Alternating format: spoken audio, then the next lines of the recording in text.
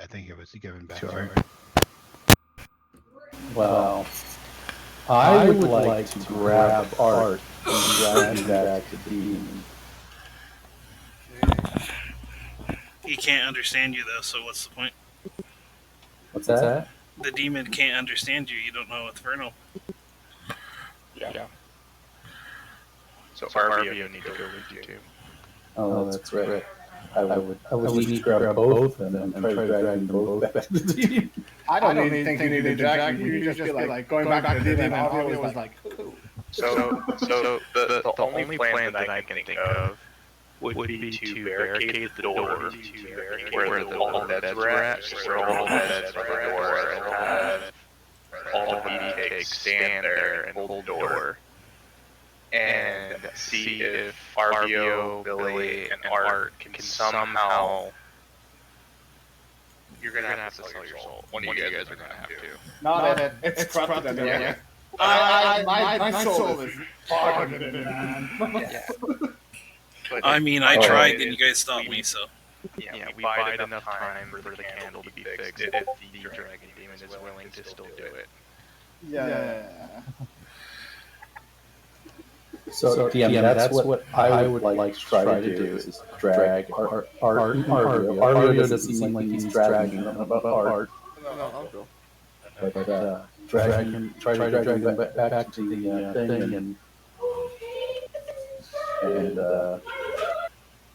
sounds like Lex and Grim and Phillip and barricade Phillip and barricade Phillip. Is that your echo with you, Grim? Yeah.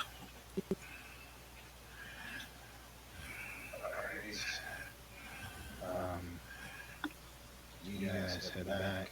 I'll switch over apps. Just give me a second to get me set up. If you want to discuss a little bit more, you can, or not. As I'm dragging Arvio and as I'm dragging Arvio, I'll give him whatever he wants to fix that candle. Whatever he wants. Tell him that, Arvio, when we get there. Whatever he wants to fix this candle. Whatever he wants. All right. Whatever he wants. I would warn against having such open and general terms with the devil, but we're really not in the position to argue semantics. Well, I don't want to die here, so whatever he wants. I mean, he literally just wanted us to deliver it, not even take our soul, but everyone's like, no. I was down to clown with the delivery of the candle. Actually, no, I wasn't. That's a lie. You are correct. No one wanted to do it. Actually, the part of the contract was to give your soul to one at some point, which is why I like that. No, if you failed to do it, yes. But nothing in the contract said he was going to take your soul. It's always going to have a soul because we're in hell. It's always going to be towards them. It was if you fail to deliver the candles and/or intervene in what the person's doing with the candles in any sort of way. Knowingly, I would estimate. Knowingly intervene? Or was it that general? Oh, it meant like if we intervene in any way, is what it was. Even if it's like whoopsie, ate a cabbage, and you're dead. I doubt it. Probably not like that. Yeah. So, Billy, you grab Arvio and shipwreck. Well, not grab him, you just like guide him. I'm going back, come with me, and they follow you. You make your way back through the poisonous room, back through the lavish room, back through the floor puzzle. As you guys are doing that, I say the four of you easily start throwing beds up against the wall into the doorway. There is no door there; it's an open doorway, but it's you can start throwing beds against it, and eventually, as you like throwing beds, getting them stacked up. I'm counting four of you doing this because of the echo, because the echo can pick up and do stuff, right, Drake? Or Grim? Cannot. They cannot. Okay, so then just the three of you. And at one point, you kind of see through the cracks. All of a sudden, there's stuff moving behind it, and you guys hear yelling that you cannot understand. And sorry, hold on. Got a frog in my throat. And all of a sudden, you just feel this burst of heat as you can kind of see flames from the other side licking the beds as you're still carrying more. You get like 4 of them stacked up there, and all of a sudden they're there. That's how fast your encounter was. But we'll move over to that. So this is currently your situation you guys are in. And 3 of you get up there to talk to this dragon thing, and it turns around, and you hear in your mind, what's can I do for you? Tell him, Arvio, tell him. I basically say, Billy John over here would like to offer up his soul in order for you to fix the candle as promptly as possible. Well, that would take me some time to do, and I do not think you have that. I beg to differ. Define time. Probably half a day or a day. Well, we probably don't have time. We should probably go help them, and I think taking the candle with us now would help us We can go sleep on it. in this fight. Would it? We're still trapped down here. There's things coming after us, and we're gonna have to fight them. And I don't have the fullest confidence that we stand a chance. what else can we do? Well, if we're gonna die, I'm gonna die with my brother Grim. He's just kind of standing there, turning his head side to side, looking at you guys. I'll show this to you as well, since you figured it out. How to get across. Yeah. So we'll wander back. So here's a real question. As you go walking out here, your head's so no deal? Here's the better question. Is there any way possible that we can buy time?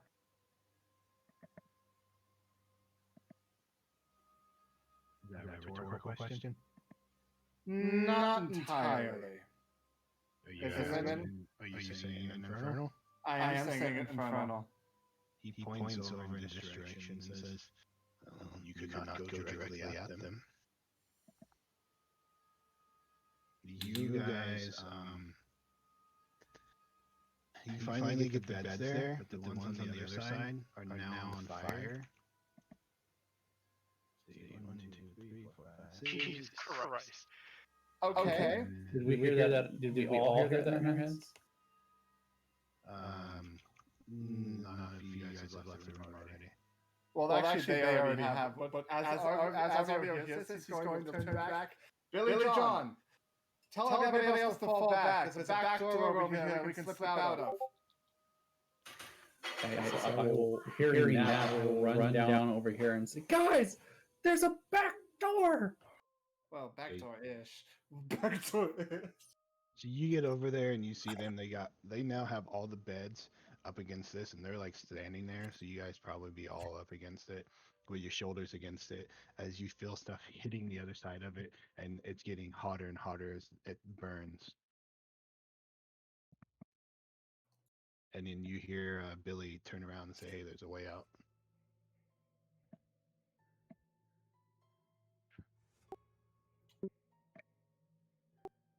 Okay. Yeah, let's start rushing over there. All right. I'm going to start making my way up towards the exit and just kind of like casually and I'm waiting for them to catch up to me. So there's a door there. Did you want to open it while you were waiting? Yeah. So 60. Okay. So you open it and you see this giant room with these 2 pig head statues on either side, and they have blue eyes. Is there any sort of rubble that is in the room that I can just toss in? The brick on the middle plate. Okay, it just goes in there and kind of bounces a bit. So Phillip, you guys. Oh, this is weird. Fuck it. Okay, you run in. Yep. As soon as you run in, the whole room, just the lightning is bouncing all over the place, all over the walls. You can go ahead, give me a dexterity saving throw. Yay! This is how Actually, I die. wait. Did you picked up the robes from the one room? Did you put them on? Yeah. Why? Okay. So you run in and nothing happens to you. Everything is fine here, but it's not. Fuck! It's not a back door. I lied. I walk back out. You see a lever Oh, next cool. to that wall there. I pulled the lever, Crunk. Okay, hold on.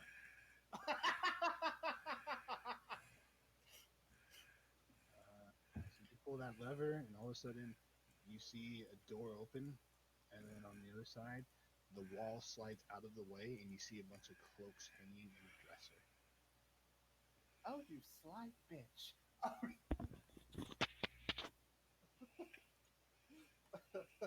I'm like, oh my god, I'm a fucking genius. So the rest of you probably caught up at this point. Yeah, my echo is stuck, by the way. Room and you see this thing here is all tore up. So the rest of you see Arvio kind of just run across. Nothing happens to him. He pulls the lever and then runs into what looks like a bunch of cloaks in this room. I will step in the room. Okay, as soon as you step in, you need to give me a dexterity saving throw. DM, my token got stuck in between the walls, apparently. And I can't pull it out. Thank you. Are we going to give him the candle by chance? Did we decide no? No, No. Okay. we don't have half a day. I mean, we could have and just ran around and come back. We could run and then come back here. Well, you're going to. Hold up, guys. Oh, sorry. Bille, you will take half of 7 lightning damage as you run through this room and it just arcs all over your body. Alrighty. And I will continue running through. The rest of you are kind of hanging out there. What are you doing? Lex will go ahead and run through. I'll make the dexterity saving throw. All right, go for it. Is this magic? Lightning? 13. Yeah, it's magic. So, my echo won't be affected by it because it's an object, and I'll just teleport through myself to the other room. You will take 4 points of lightning damage, Lex. Yep. Phillip turns and says, let her go. And he runs through. He'll make his dex save.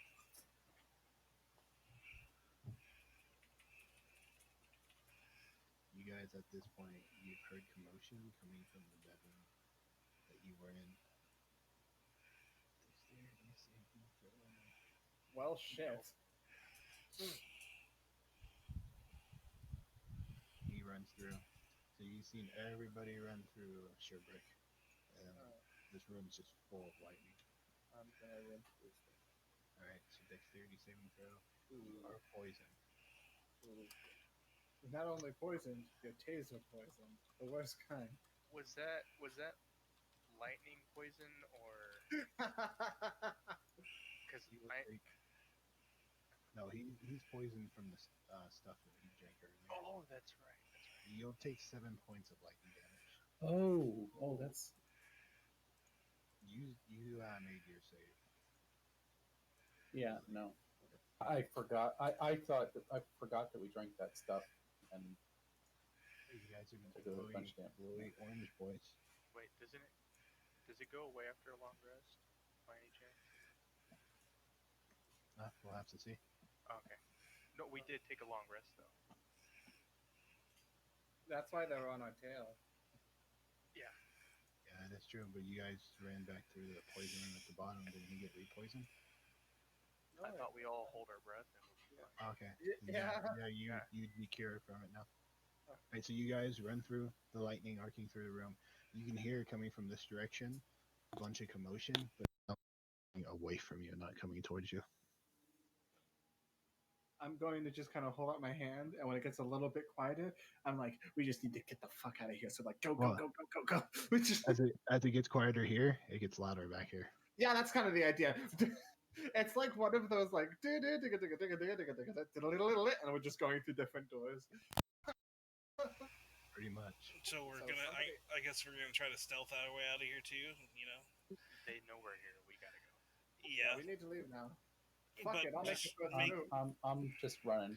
But making loud I'm a noise is coward. gonna get us caught. But Fuck all right. this. Peace out, motherfuckers. Cowards out. And we go running back up the stairs. You guys run back.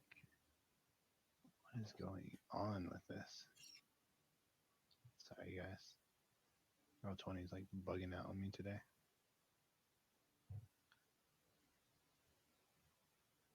So you guys go running out and find yourselves up here.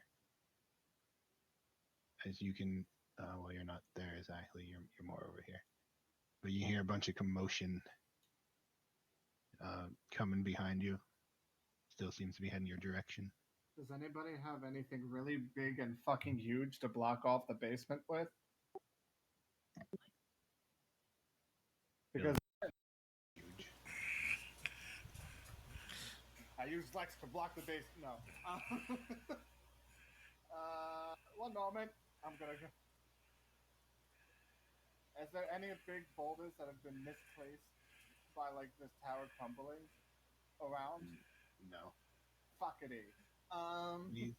The only damage to this are the 2 holes in the wall, and when you came in, they looked more intentionally damaged than old decay. Basically, looked like somebody actually punched the holes in the wall. Okay. Is this a solid block slab right here? Like It's against the walls? giant of stone. It's not like attached to it now. Fantastic. Lex and fucking Phillip, can you pull that stone down and block the basement so that we have a better head start? Quickly now, very quickly. Does it look like it will be able to block the basement? I mean, you could roll it over to that door you guys are heading out of. Yeah. I'll do that. I'll push it this way where Arvio is at to the door. I can't. Okay. Well, you can go ahead and give me a strength. No, I guess athletics. 17.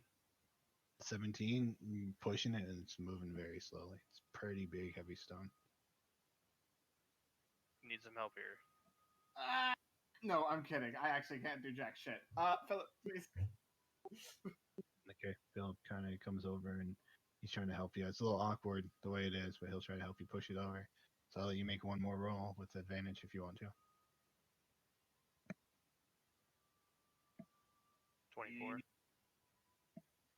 All right, you guys roll it over there, and you just barely get it almost in front of the door. You have it in front of the door, but you can definitely hear the stuff. It's gonna be coming up the stairs soon. Okay. You guys saw those things too through the door. They were massive. They were big, Oh yeah. and there was lots of them. Oh yeah. I'm gonna run over here, grab the board or wherever we put it, which I think is thrown. It's right in there somewhere. Right in there. So yeah, I'll grab that. Come on, let's go, and then we're gonna book it to. Was it west where the river was at? Alright. What do we know? It's like, yeah. But, We'll but see if do we we know which way's west? We'll see if we remember or where west is. I will try to leave. Phillip. I don't know if I should do this. He will pull out his axe and he will kind of wave it around, and he points it in a certain direction away from the tower, and it glows. And he says, "I think we should head this way, guys." Fuck it. We'll basically mad dash that direction. Yep. Yep. All right. Benny Hill music going the entire way. So you guys, you probably get like 40 or so yards out of this place. All of a sudden, you just hear this loud thud as something big coming from the tower. And pretty sure that stone you rolled in front of the door is not there any longer. They made short work getting out of the way. Yeah.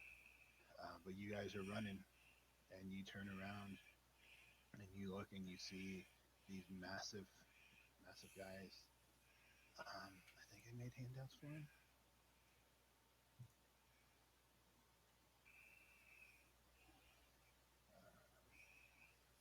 Anyways, I'll create some now. But you turn around and you see these demons just come running out, and they turn and they look at you guys, and they're hot on your tail.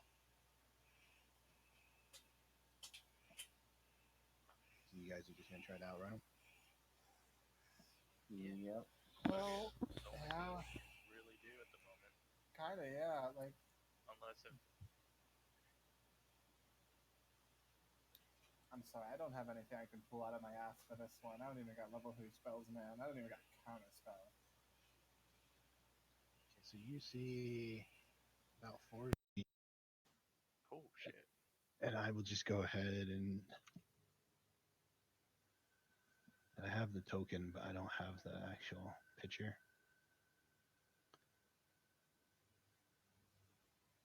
So this will be in Discord, as you see 2 of those, as well as a bunch of those hellhounds come pouring out, and they just all focus on you and start chasing you. We'll go ahead and kind of enter into a chase scene, because that's what you guys are doing. Yep.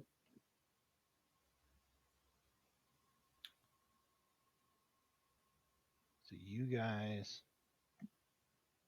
I'll say, have a 60-foot or 60-yard lead on them. I'm trying to pull these rolls up.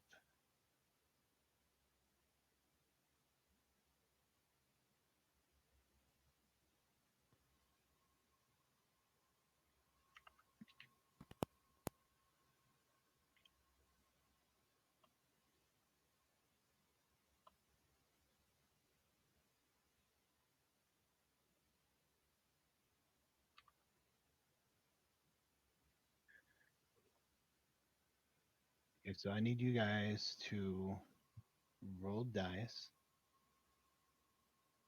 They are going to roll dice, and if you move only 25, does anybody move 25 feet only? I do.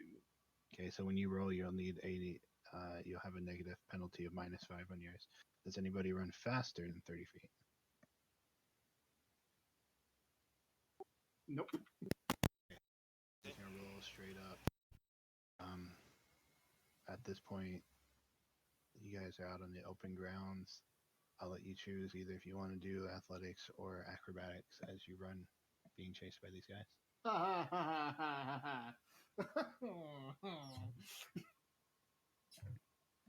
I'll attempt acrobatics.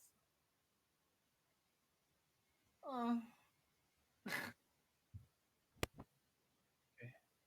I will roll for Phillip. Oh my goodness, he got a 3. What's his modifiers? Actually, I'll just roll on here, as he would roll on here. He is going to use athletics, pump those legs, use those muscles.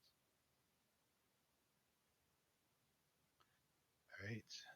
So that's all you guys. Oh, sorry. Athletics Either or. or what? Acrobatics. Acrobatics. Okay.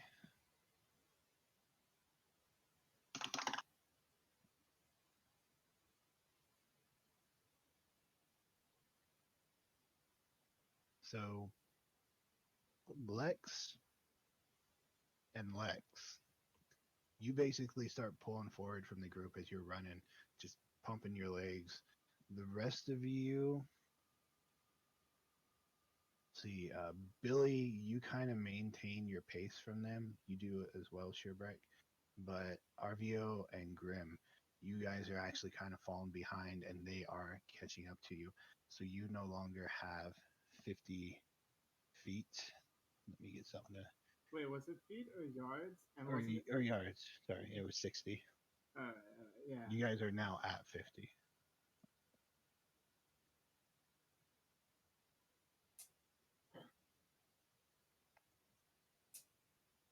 So we'll actually just go ahead, move over to here. Yeah, this will work. Get rid of my artwork here.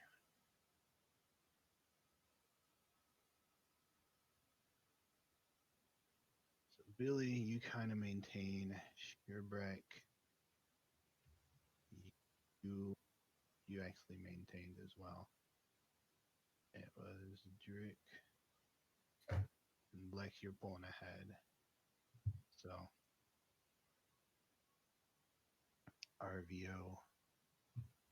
Oh yeah, Phillip fell behind too.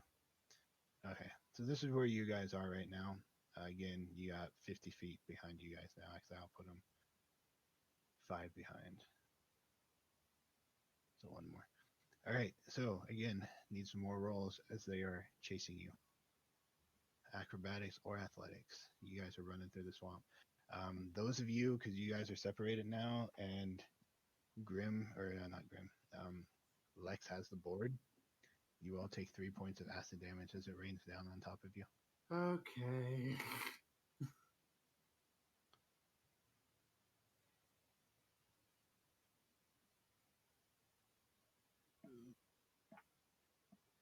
Okay. Well, it's against theirs, so as long as you beat them by 5. Okay? Well, here's the thing. If the demons don't kill me, the acid rain will, so That is true.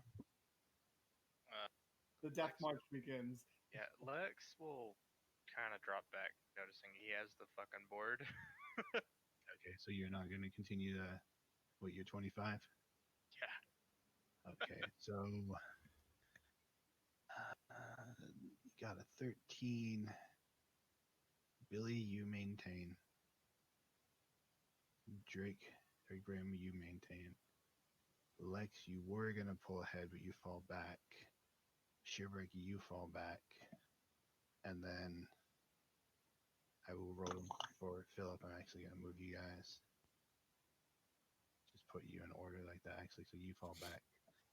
And Phillip, he will maintain.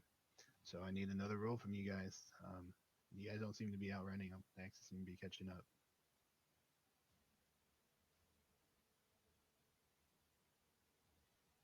Oh, thank fuck. I'm not sure we can outrun these guys, guys. As soon as you have a better idea, please tell me. Phillip, this is for them. All right. Sherbreak, you fall back because they have 5 greater than you, but everybody else. So you guys maintain. It does. They don't get any closer now, but I need more rolls. You guys are you're trudging through the swamp. You're running through. Lex, you're kind of trying to keep the board over top of them. Yeah, that's a natural one for me. Okay. So is that whole group seen, or is this just the dog? It's the whole group. The dog is representing them.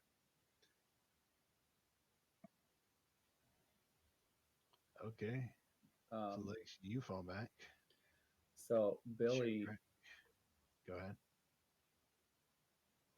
oh, I'm thinking about doing something really stupid. Grim, you will actually move forward. And then Bille's going to stop, turn around, and charge at them. Save yourself, guys!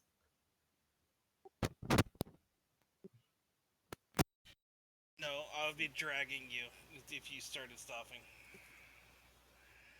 We're not going to end like this and start pushing him against his will. okay, so you guys can make contested roll.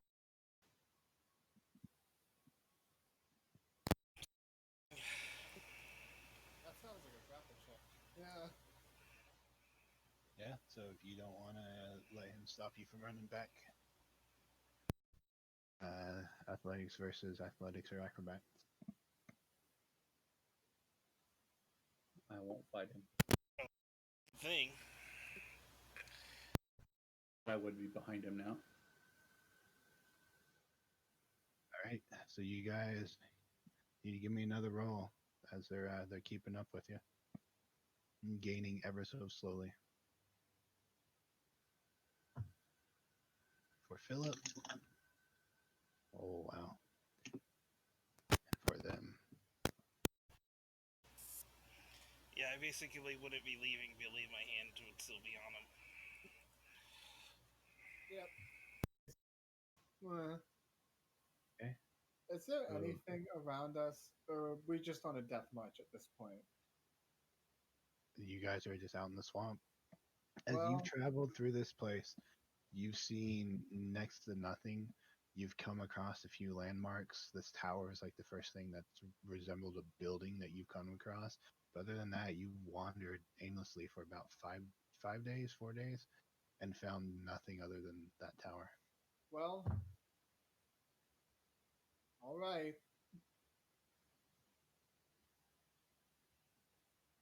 We're kind of dragging out the inevitable at this point, aren't we? Yeah, Lex is going to. Where's Phillip at? Is he right behind me?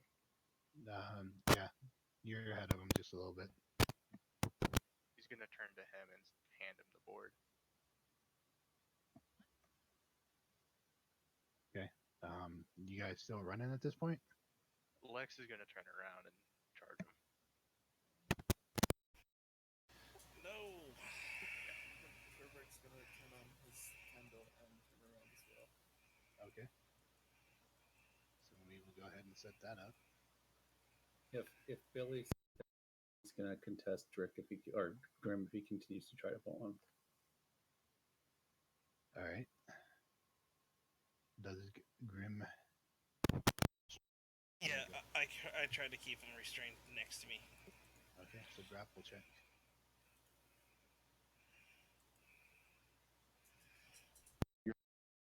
Grim. Okay.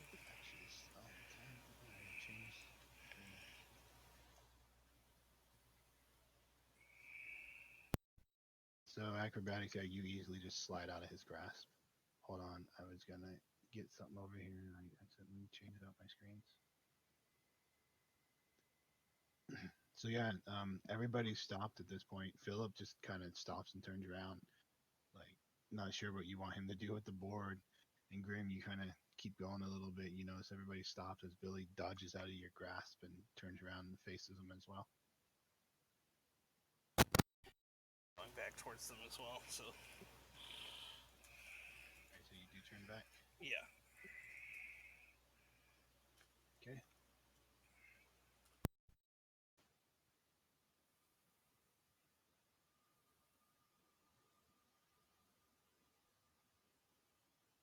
Hold on, guys. Just give me a second.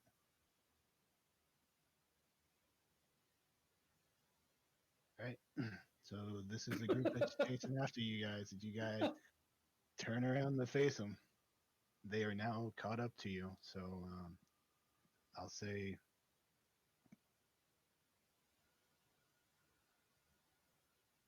about 50 feet away as you guys are kind of, wherever you want to be in whatever order here. They yell out, pointing their weapons at you. None of you can understand it except you, Arvio. And they say, drop your weapons. Are you fucking serious? But like an infernal. You're our prisoners now. Drop your weapons. Apparently they want us to drop our weapons. Because that seems like an absolutely dandy idea against things that are made of teeth and hate. You hear counter argument. No, you. when you hear them yell out, "There's nowhere to go. There are more after you." And then Phillip, as you tell him, Phillip says, "I would rather die than drop my weapon." Just letting you guys know. Told me, DM the players, he told me that his character would die before he drops his weapon. So I'm letting you guys know that if he dies, that's what he told me to do. I hate to kill somebody when they're not here, but I mean, really, this is okay. I'm gonna throw my sword on the ground, or my axe. Yeah, Lex will drop his great sword. Robert will snuff out his candle and put his mace on the floor. all right. Phillip kind of standing there holding it. He's not dropping his weapon. I will.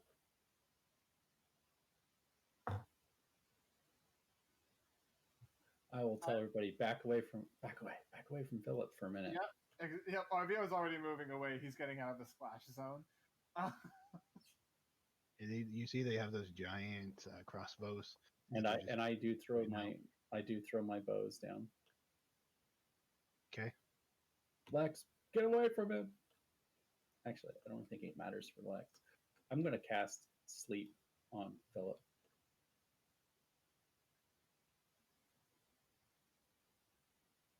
Okay. As you start casting a spell, let me look up what sleep is.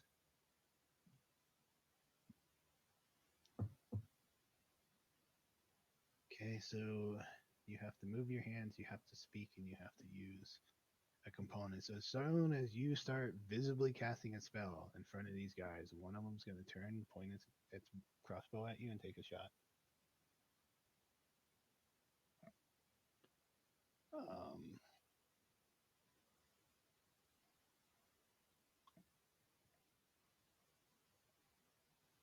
Hold on, give me a second, guys. You can talk amongst yourselves. I have a plan that has about a 1 in 1,000th chance of working. And it's so out of my ass and out of character that I don't actually know how any of this would work. But at this point, I get to see if I die here. Yeah, basically. There's no way we're gonna get out of this. I don't see a way. Yeah, like I have one thing, and if that doesn't work, I'm like, well, I guess Arvio slits his own throat.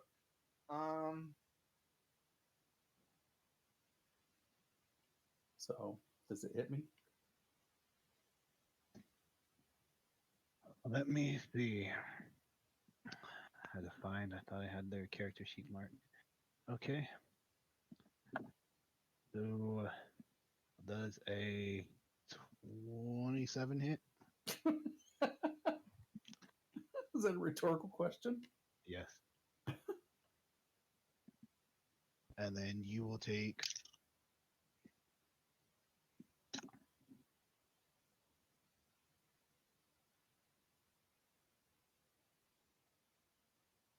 hold on. So you'll take 19 points of piercing damage as it slams into you. And you guys, it doesn't matter if it's succeeded against Phillip or not, but Bille drops to the ground with this bolt sticking out of him. I need you to also give me a well, I guess you would fail your, because you go unconscious, you would automatically fail your Constitution saving throw, right?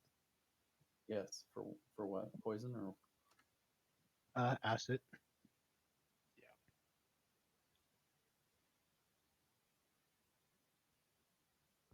So it also does additional 19 points of acid damage to you. Yeah, I don't think that's enough to straight out kill you, though. But no, it is not.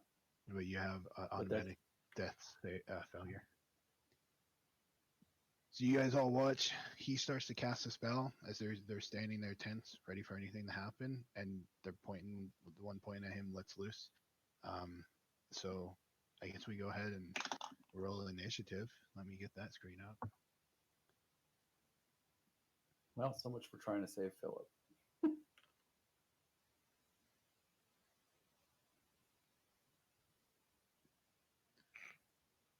Team plus what? Okay. They're all just gonna go on this guy's turn.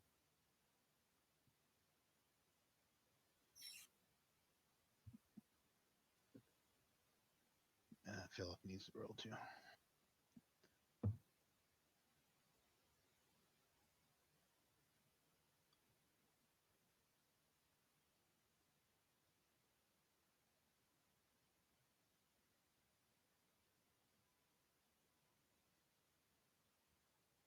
Okay.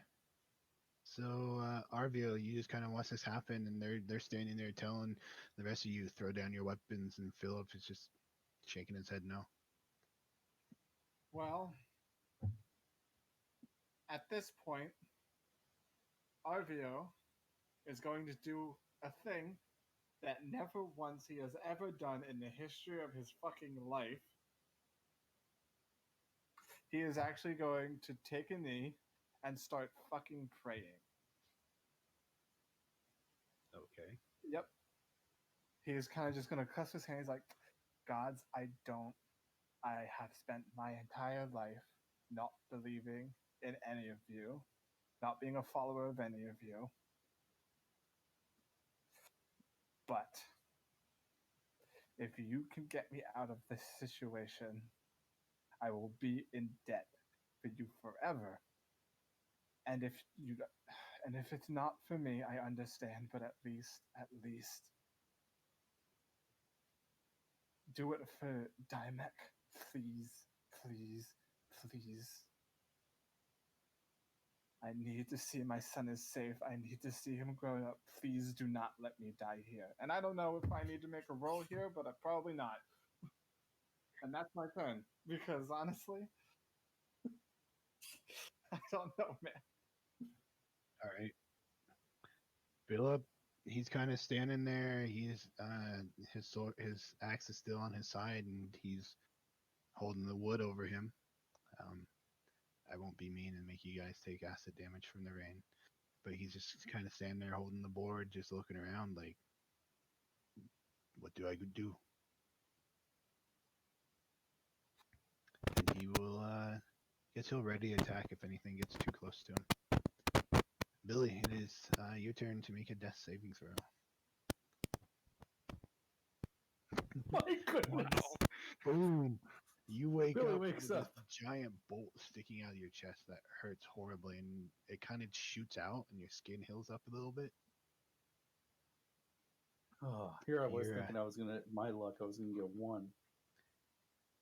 You're on the ground. So That's it. yep, Sheerbrick. What are you doing?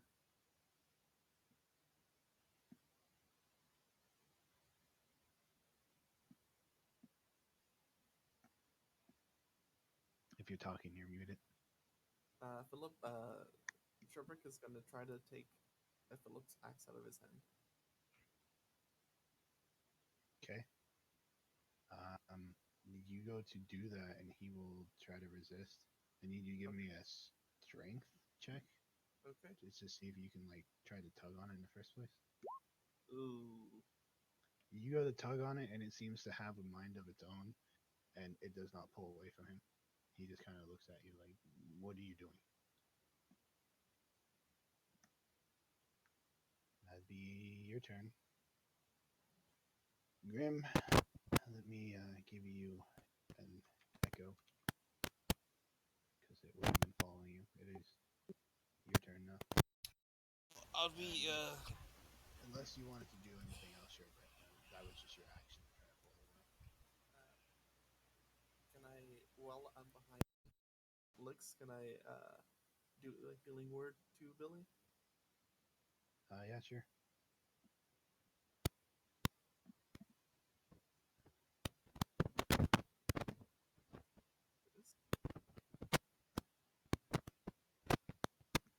All right, Bille, you get 7 extra points. Yeah, Bille looks a little bit better. All right, now, Graham. Can I try to pick up Bille and place him on his feet? That'd be your action to do so. Yes. That's what I want to do. I want to get him out of the bog water. So you stand him back up. Kind of lean him on me a little. All right, round. Okay, Lex.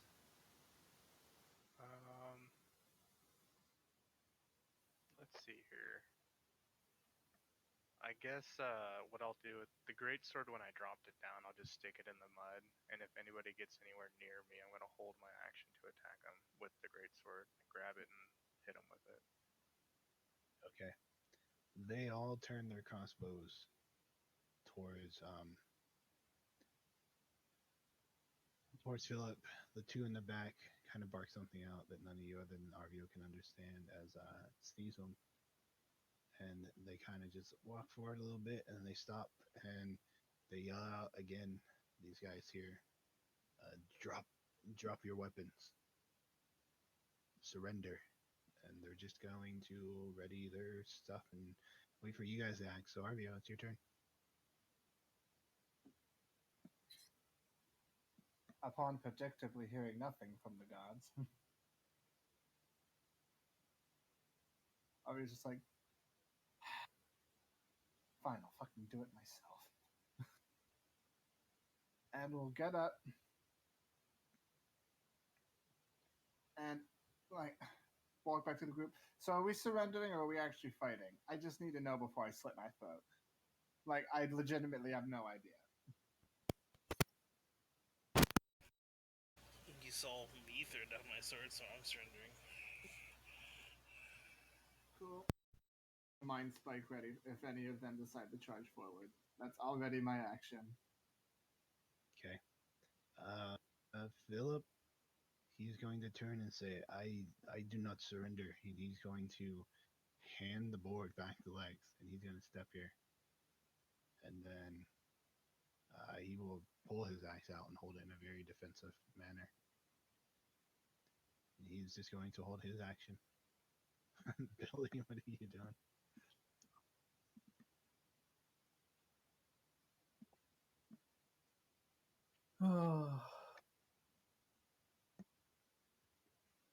Billy's just gonna stand there and lean on Grim's shoulder.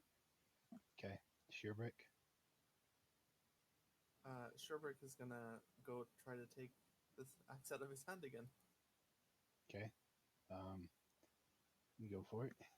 Give me a strength first. So again, you try to grab it and pull it. It seems to have a mind of its own. It's not even that he's resisting you. It's that you grab it and it's almost like an immovable rod. Grim. Or is there anything else you want to do? Sheerbrick. Oh no. Okay. So Grim. I'm just gonna be here doing nothing, waiting, surrendering. All right, Lex.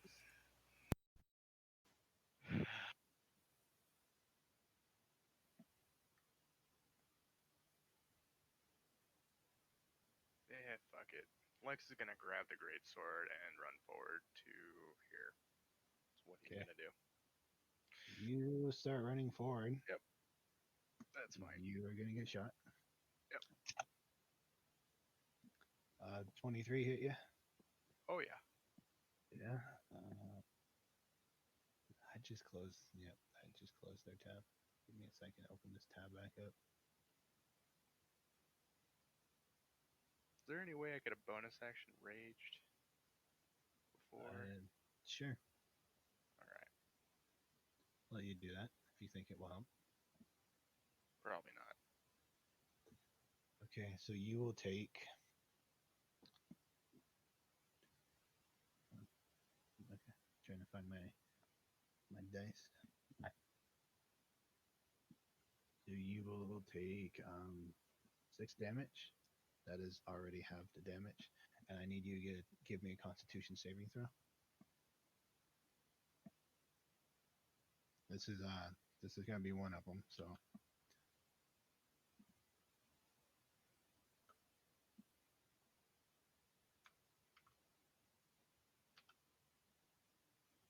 You'll take 19 points of acid damage.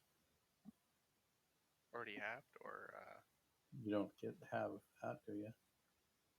And do you have that? What No, rage do you have? Okay. Actually, no, because you got to 25. It is halved. Sorry.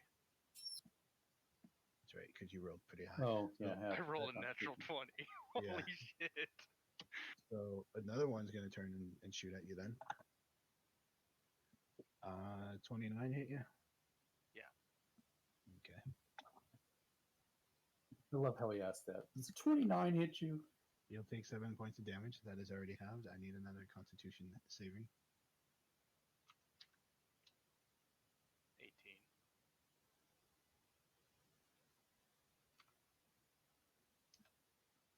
Okay, so you will take 8 points of acid damage. So that was 2. Third one's going to shoot at you since there's 4 of them.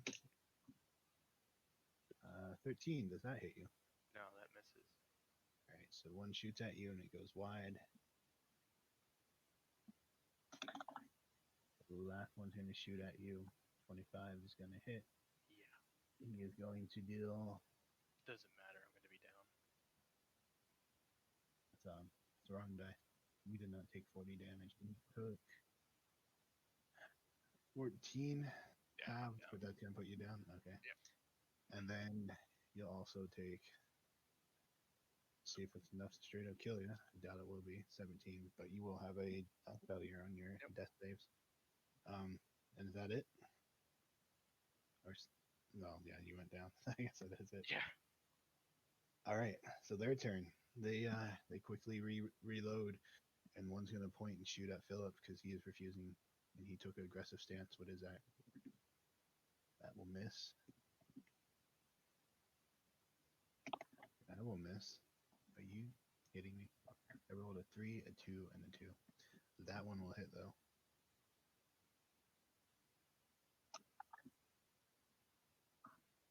He will take 16 points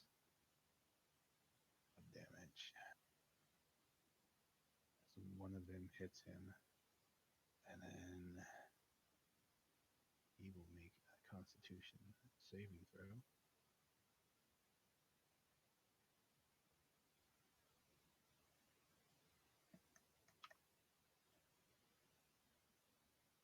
Yep, he gets knocked down. You guys watch as he drops to the ground with a bolt sticking out of him. These two are going to step up and they're going to say, an Inferno, last time, drop your weapons, surrender. And you see that they have like shackles in their hands. Arvio. You just watch 2 of you guys get shot down and they're still yelling at you, Inferno, to surrender. Well, at this point, Arvio is just going to kind of put his hands up and say, I surrender. Just an Infernal. I'm done. I'm good. Right? You just stand there, you walk towards them. No, I'm going to stay put. I'm not going to get anywhere closer to them. I'm done. I'm done. Okay. Phillip, let's see if he makes a death save.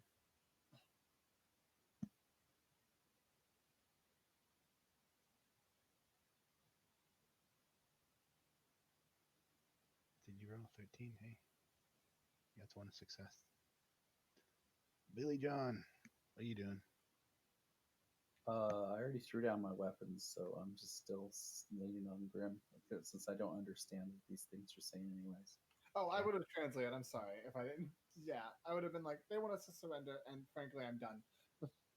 Yeah, you see the guys back here are holding...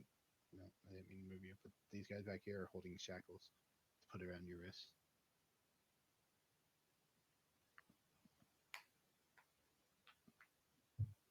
Well, this should make for an interesting song. You just stand there? Yep. All right, Sherbreck. So first, Sherbreck is going to drop down to Phillip, covering his mouth and trying to hide his hands and stuff, and use a spare the dying on him as my action. Okay. So he's stabilized but not up. And I'm going to then cast Healing Word on Lux. And with my... what is it? Circle of Mortality?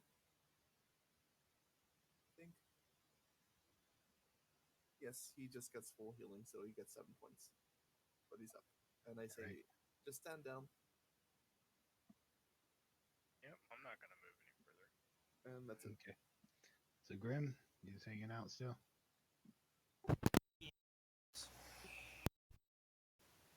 Okay, you notice when you use your healing spells too, these dogs just kind of get really nasty. They don't like you doing that. They don't attack you, but they get really nasty. Lex, laying on the ground. Yep, just gonna lay there. Okay. So at this point, I guess anybody gonna do anything, or do you want to stay in combat? No. Yeah, I think we're all done at this point. All right. So they come up, and it's a little while. They're kind of waiting for you guys. You guys don't really seem to be moving, so they kind of like flank out, take some of the dogs with them, and they kind of got you surrounded a bit. And these guys will walk up, and they're very hesitant about it, but they get closer to you guys, and eventually, like they walk up to you and they grab you, big as you are, and kind of just pull you straight up. And then they take and just slap some bracers or some shackles onto your hands. And it happens to the rest of you, and they're very aggressive about it. They're not nice. They're just like shoving you guys around really hard. Their claws are kind of like digging into you as they slap these shackles around your wrist. I assume you drop your echo because they will try to put shackles on it. Easy does it, buddy. Looks at you and barks something in Inferno. Arvio, you hear it's telling him to keep his tongue still. He told you to shut up. But you guys don't resist or anything at this point? No. All right. So guys are all shackled up. Phillip thrown over one of their shoulders, and they got chains. They kind of link you guys all together, and they point and they in Inferno, Arvio, you might have to translate, but they tell you to march, point in a certain direction. Yep. So you guys all turn. You start marching single file in the direction that they're pointing you. You got some of them behind you, some of them are in front of you. And you guys go for a very, very long time. And eventually you start to feel tired and hungry. They haven't stopped. They haven't done anything. And you're trying to slow down. You get the feeling that you need to stop and sleep. You need to take a long rest, but they keep shoving you every time you try to stop. They poke you with their weapons.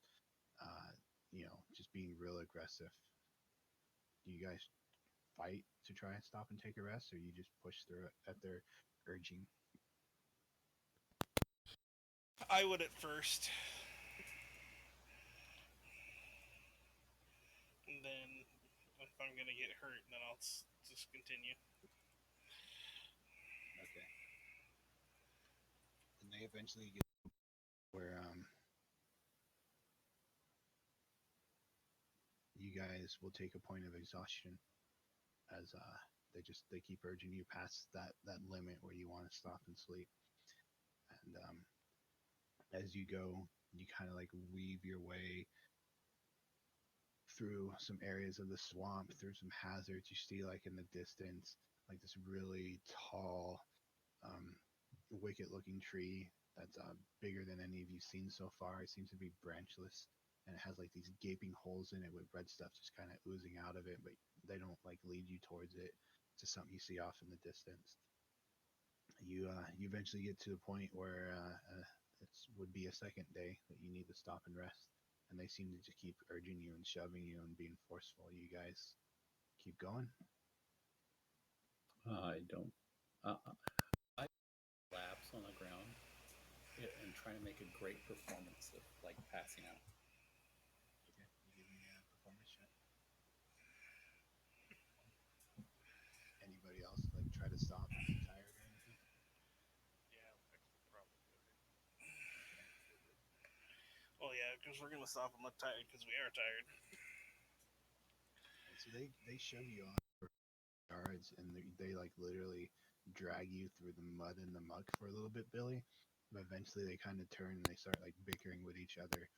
And Arvio, you can hear that they're talking about Mammon and how he wouldn't like them dead or damaged. Their souls are worth a lot. At this point, Phillip's woken up and he's been shackled up and joined you guys.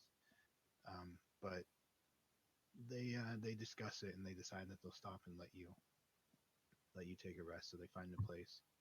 And this whole time that they've been walking with you, they've kind of like thrown things over you so the acid rain won't rain on you.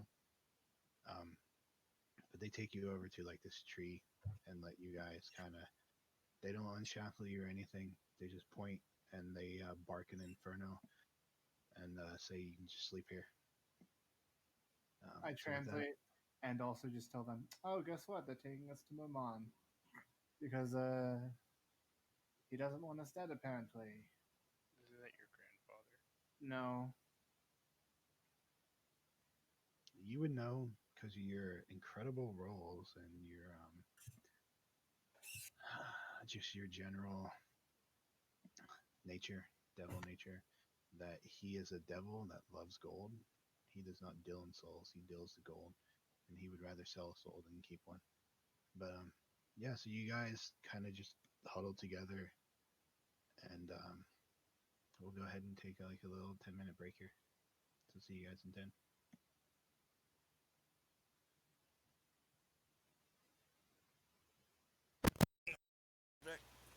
Yeah. I'm just kind of waiting for this to play out, to be honest.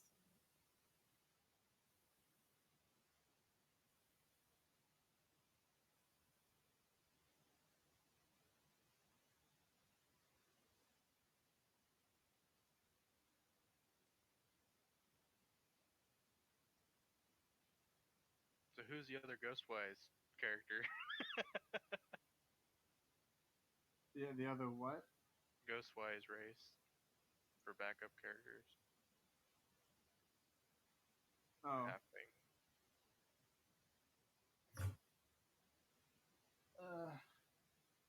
Well, I mean, everybody knows who I'm playing, so. You wee boy. No. I don't know what you're talking about anymore. he's not weird. We heard you prayed to him about your son, so we kind of know now. Or Yeah, maybe. you. Oh, I thought you were like, who are you playing next campaign? I think I misheard a lot of that. What you just said. Please continue. What? No, I was asking because somebody evidently was talking about halfling that was a Ghostwise for a race that they wanted to play, and I was gonna do the same. So I was wondering who's going to be the next ghost. It's a halfling. It's just a sub race. Oh, because it's like there's a word in the sentence that doesn't make any sense to me, and it makes the entire sentence not make sense. Here, I'll link you to D&D Beyond thing for him.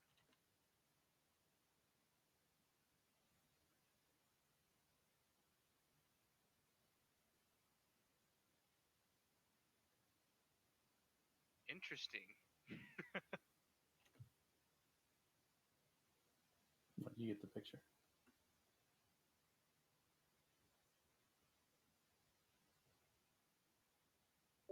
I got the picture. That's pretty cool.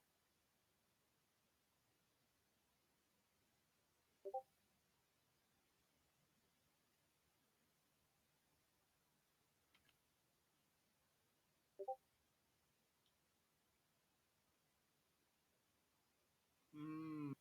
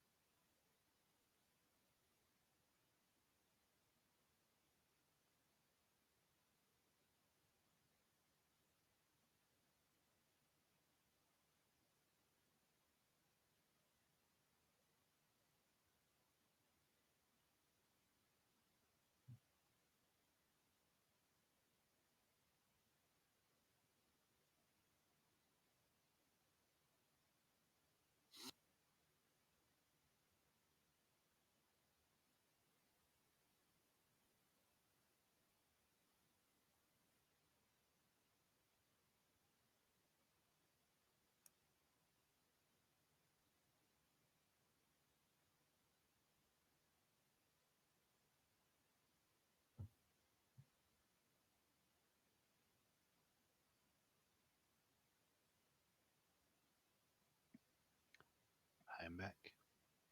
Hello. Another 6 minutes, but if you guys are all here, we can continue. I'm here. I'm here. Grim and Billy. I'm here. I think Grim might still be AFK.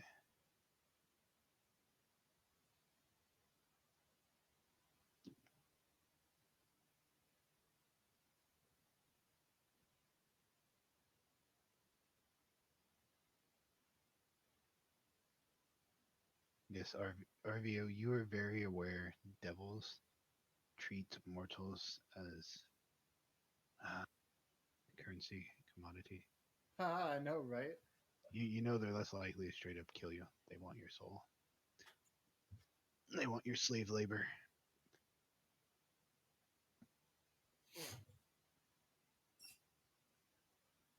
Why? Now we can tell Phillip that he didn't die. Well, hey, the night is Yeah. still young. True. The only question is how the fuck are we gonna get out of this mess?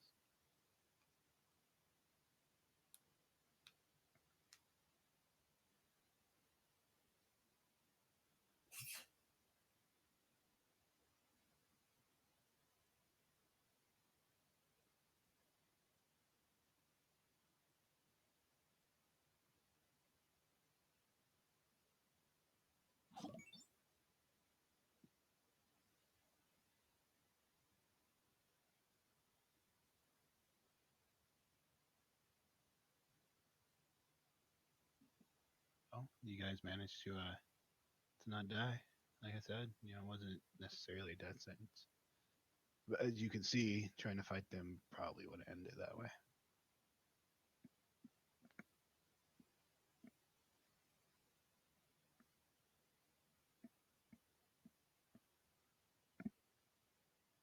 A bit curious on what Lex is gonna be worth because his soul doesn't really mean shit here. Yeah, but are you worth your weight in gold? Like in mechanical bits? Well, it depends on if they knew or they know about the mechanical. I'm back. It's kind of hard to miss. No, I'm talking about like, do they have the knowledge to use this in a way? Is what I'm kind of referring to. Thank you. So Grim is back. I'm back. So you guys, as they shackled you up, they took your stuff, took your packs, took anything on you. They picked up your weapons. They've been carrying it. You've still not eaten yet, as they kind of point under a tree. Tell you that's where you can sleep. You guys go ahead and you have to huddle together. There's really no choice as you lay down in this miserable place, this miserable stench. It's actually not too bad, temperature-wise, kind of in the medium range. Definitely a lot of humidity, but then again, it's raining nonstop too. So I got a question. yeah. Did they take my arm blade? Is it hidden? It's inside my arm. Yes. So if you didn't show it to them, they Nope. didn't take it. Nope. Can I make? I know it's not an item that is inside me, but can I convince them to let me keep my deck of cards, which is my spell book, on the down low? You give me a. If you're trying to talk to them, it's a deck of cards or something. You give me a deception check with disadvantage. Fuckity. I think their dogs can smell. Yeah, they tell you no. Yeah. Damn. Oh well. You could have stuck in your prison pocket, but Yeah, I don't think that works with cards. What are you talking about? Lex has a whole spear up there. All right, so you guys sleep and you wake up. You are no longer have points of exhaustion, and they're still standing guard around you. They have no fire or anything, but they are sitting there eating something. And one of them just kind of drags over this chunk of burnt flesh and just kind of plops it down. I guess Lex, since you don't have to sleep, you would have known that a few of them took off in the night and then came back with this big beast and just started hacking it up and burning it. Relay that information. I'll eat it. Oh, that's Alright. cute. They actually cook. I'll eat it. I'd probably eaten worse. So what's Okay. your So it's local. But yeah, I'll You'd eat it. like to eat some. But you guys are full, so you've had food, and they get you up, and they point in a direction, and Inferno, they start telling you guys to march again. So without hesitation or resistance, you can butt in if you wish to. You guys take off and you start marching. At this point, you guys travel like this for quite a few days.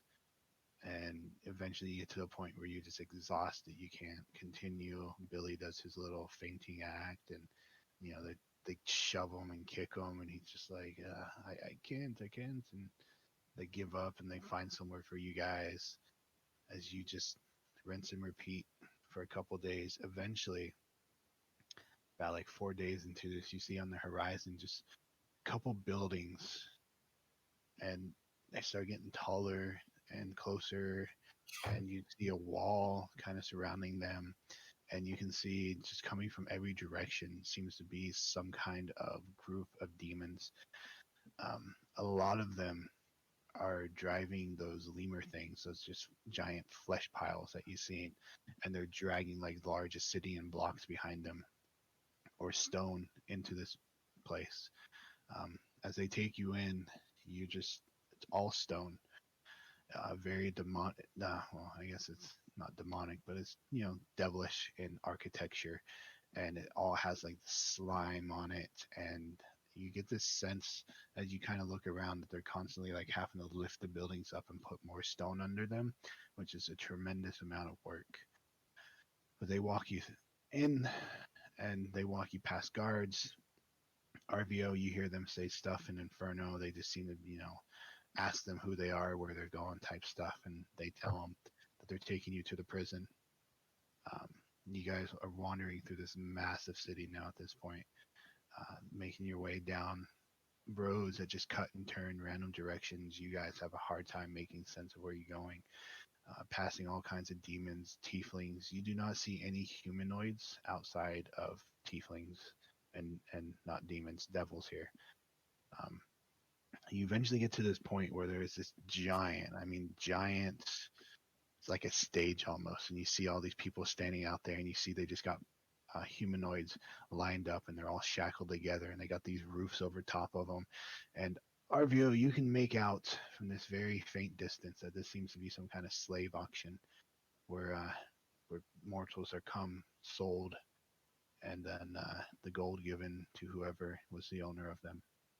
But they take you past that, and eventually you walk into this building and you start heading downstairs forever and forever.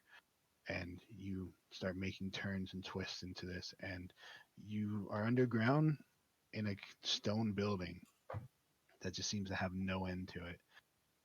And they're taking you down halls. You see doors with like bars and stuff on them, and eventually they turn and they stop in front of one, and they open it up, and they take off all your shackles, and they take off the garbs that they threw over top of you, and they do like a final search of you guys, taking anything you have on you, and they shove you in this room that you can see. It's I'll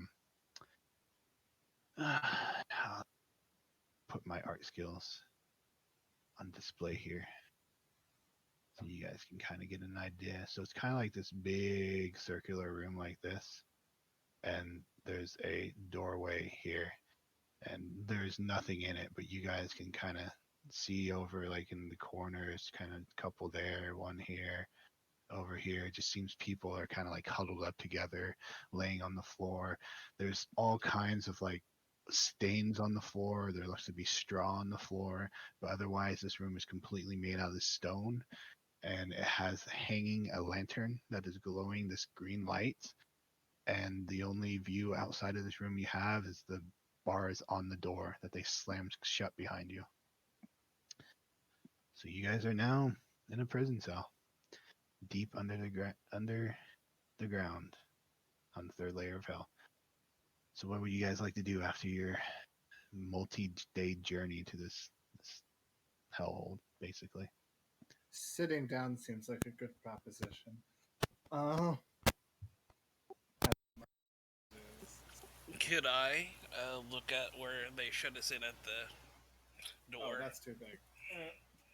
and check around to see if there's any guards or anything outside? Let me drag over tokens real quick for you guys to play. So yeah, you walk over and you look outside. Are you not changing? You look outside through the bars, and you indeed looks like devils passing back and forth in front of the door very frequently.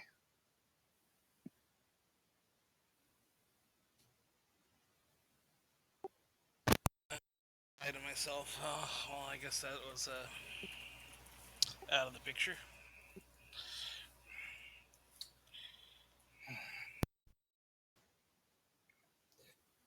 Is there anybody else in this cell? Yeah, all these little dots represent like people. What are the states of these people? Like, what do they look like at this point? Does it look like they've been here a long time, or like has only been here a short amount of time? They look like they're in. I mean, you guys look like you're pretty beat up and battered too. Which, by the way, they did take armor. You guys don't have to delete your inventory list yet, but just letting you know, all the stuff that's in your inventory, including your armor stuff, is gone. They basically just left you in like traveling clothes, and if you didn't have any, they left you in your underwear. But as you guys look around at these other people, they seem to look like you. Like they've been traveling a lot. They got a lot of muck on them. Their clothes are very worn and tattered. It looks like your clothes do. I mean, nobody looks like they're on the verge of dying from starvation. And they're not like shackled to the walls or anything. They're just kind of huddled in corners. I guess I'll walk up to the one. What's the one to the north look like? Is it just like a human guy or something? So you see what looks to be a halfling sitting up there, a male halfling, and his clothes are pretty tattered. And he is sitting with his back against the wall, his knees pulled up, arms wrapped around him, and he's just rocking back and forth, just staring forward. Arvio starts walking towards it, and is like, he won't be useful at all. What about these three over here? You see a woman, female human, looks to be middle-aged, and two children. And they're just sitting there kind of clinging to her, crying, and she's just kind of slumped there.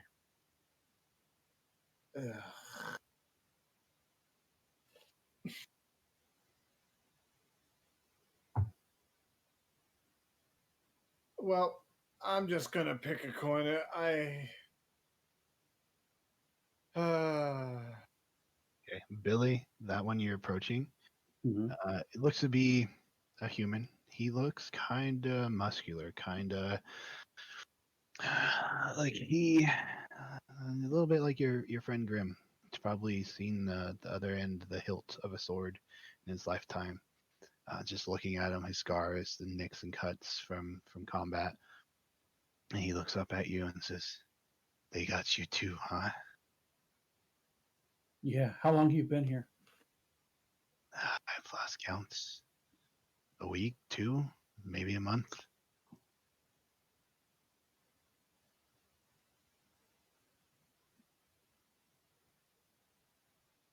He kind of pulls out of his pocket something weird looking and offers it towards you and says, "You want some food? They don't bring it by often." Sure. Okay, you take it and eat it. Yep. Hey, give me a Constitution saving throw. Well, I am hungry. Oh my goodness. This is the worst thing you've ever taste it, and any food you might have had in your gut, you just vomit all over the place. He's like, don't waste the food. They don't bring much of it here. Does the He guy kinda- start eating the vomit? He doesn't eat it, but he does go over and kind of like starts picking up the pieces that he vomited out of his mouth and sticks it back in his pocket. Jeez. He stands up and says, how long have you been here?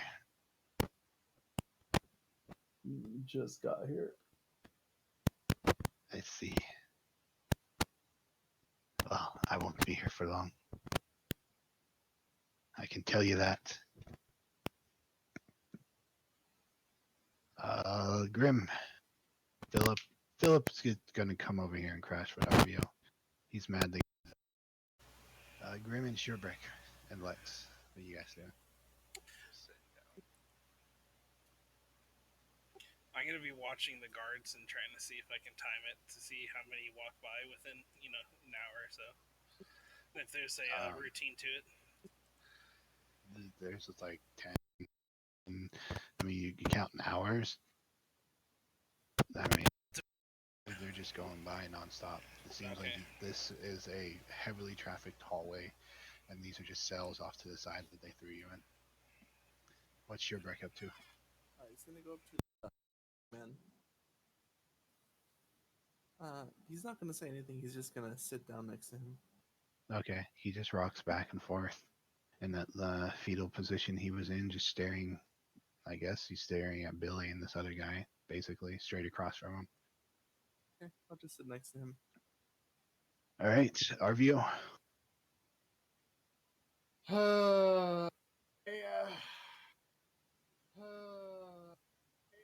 Kind of inch over to the woman and her kids and just kind of ask, so how did all of you get down here?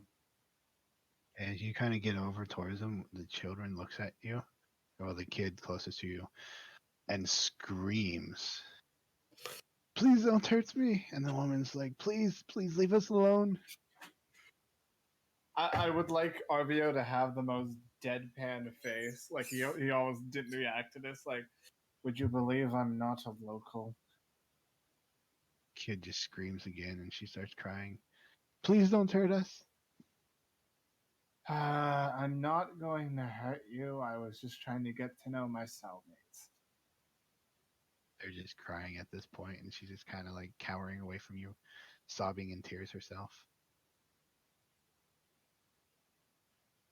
"We don't have anything to give. Please, please don't hurt us." Stop. Just stop. Look.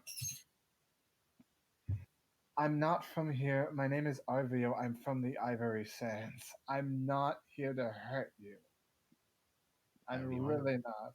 If you want to try to give me a persuasion, you can. Yeah.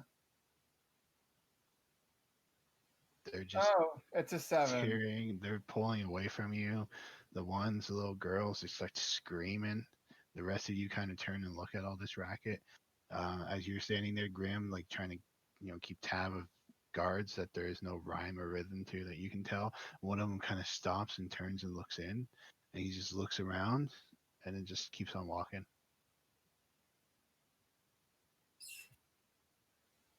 At this point, Arvio is just gonna like sigh and give up on the woman and go back up to here.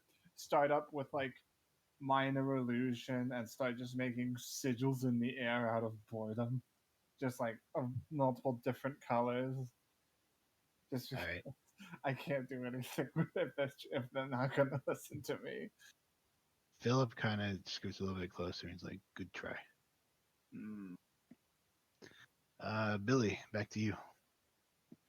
Bille, after he's done vomiting, is just gonna back himself up against the wall and collapse and start slowly crying. Okay. So the one guy just, fine, gets you don't have any manners, and he just kind of turns around, slumps back against the wall, sinks back down. So he's just sitting there mumbling to himself. The other guy's rocking. the people in the corner still cowering away from Arvio. They're not screaming at this point, but they're crying. They look over at him every now and then, and they turn away from your gaze when you meet their gaze and just whimper and cry. I just start shuffling an illusionary deck of cards. Take my own fortune. Just, oh yeah, it's exactly what I thought it was. Shuffle, shuffle, shuffle. Okay. Anybody do anything in particular? Other than Arvio playing around with cards? Sherbrick's just gonna start rocking with the guy. All right. Just vibing. Just vibing. Just vibing. Just vibing.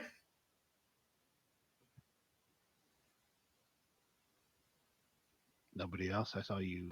I don't hear you talking. Not doing anything, just looking outside. Okay.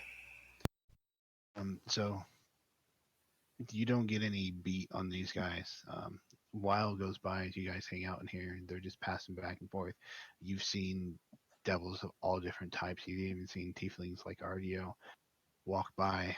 Eventually, a couple of them come up to the door, and door opens, and they step in, and one's carrying this pot, and he just walks up, drops it in the middle, and then he just turns around, walks back out through the door, closes it behind him. You see this guy here, he gets up and he runs over and just starts like taking stuff and shoving it in his pockets.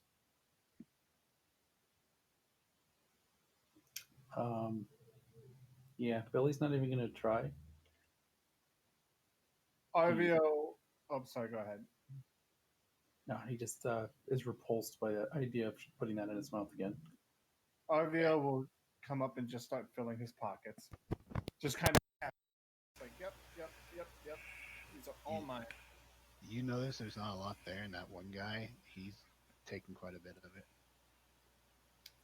Then, so he's trying to take the majority? Pretty much. Cool.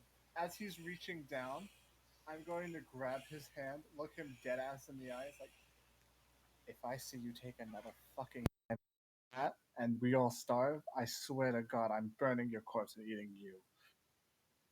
All right, you can give me a Intimidation? No, as you try to grab his hand, you can give me athletics.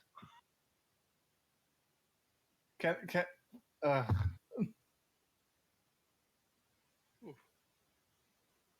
right. that was more of supposed to be an intimidation, but okay. Well, you try to grab it, he's gonna pull his hand away from you. And he just looks you up and down and just smirks. And he turns around and walks back over and sits down and just starts eating.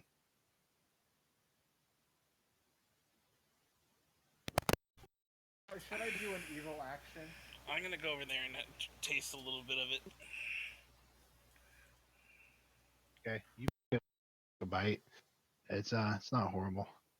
Not the best thing you had. I mean, it don't make you throw up. It tastes like garbage, but it don't make you throw up. Have a little bit more, and that'd be it. And just like, it's better than what Bille had. Just walk back to my spot. Yeah, as I have, I walk back over here, start trying, like, take a bit out, look over to the family, take out like a little bit of devil jerky, and just kind of like hold it out. The woman kind of looks at you for a moment and then snatches it from your hand. And she breaks it up and gives it to her children. Well, the children with her.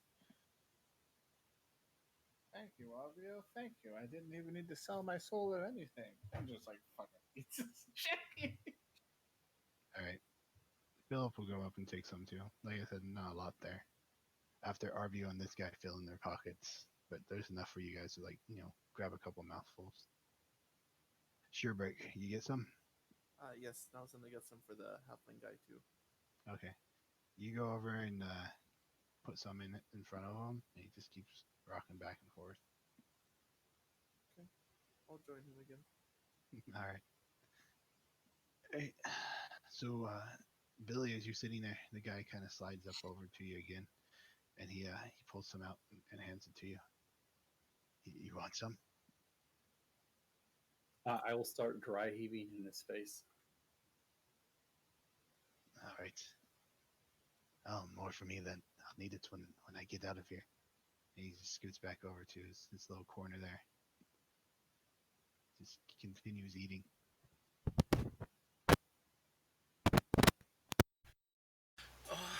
And I hear him say when he gets out of there, so I'm gonna ask, like, well, how are you getting out of here? You just say it from over there on the other side of the room. Yep. He's like, shh. I won't be getting out of here if somebody gives it away. Continues eating. Then I'm gonna walk over to him. Let's just start crowding him completely, actually.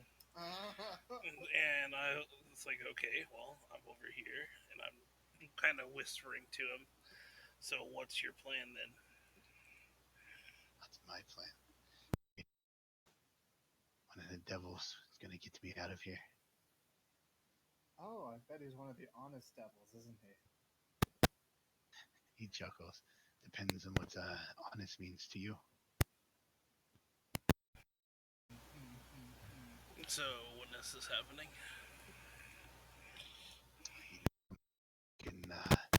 We can get me to a place that I can get out. And I made a deal with him. In exchange, he gets me out and I will do what he asked me to. Oh, well, lucky you. You're a little warlock in the making, aren't you? Nah, he doesn't give me any powers, no. Oh, so more of a cultist then. More of a desperate man trying to get back out of this place.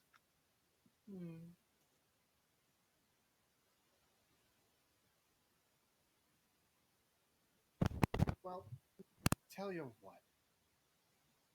How about you include a couple more people in this plan, and I can promise you some very nice things on the other side. I don't need anything from you. And I'm not the one that you need to make deals with.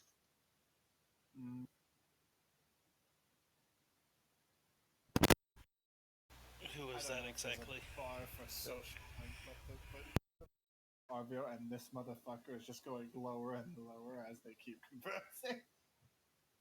Billy is going to go over to the bars and start banging on and say, I want to speak to whoever's in charge. Okay. One of the devils walking by. He kind of turns and looks at you and shouts something. He said, shut up. Look at it. Take me to your boss. Arvio, tell him. Take me to his boss. I call, yes, take him to his boss. And then I say in common, well, you wouldn't be able to understand a damn thing he says. He shouts back, shut up or I will make you shut up. He says he'll go get him. He'll be right back. Thank you very much. I just give him a thumbs up and go back to my corner. He shouts in there again, one more word out of you, and that's it. He says we have to remain quiet now, or else he's not going to be able to get through diplomatically, or some such. It's a really hard translation. It's in a different dialect. Understand? Like third circle and eighth circle. I'll come sit back down over here. Okay. So Grim, this guy's down here telling you about how he made a deal with the devil to get out. What was the devil's name?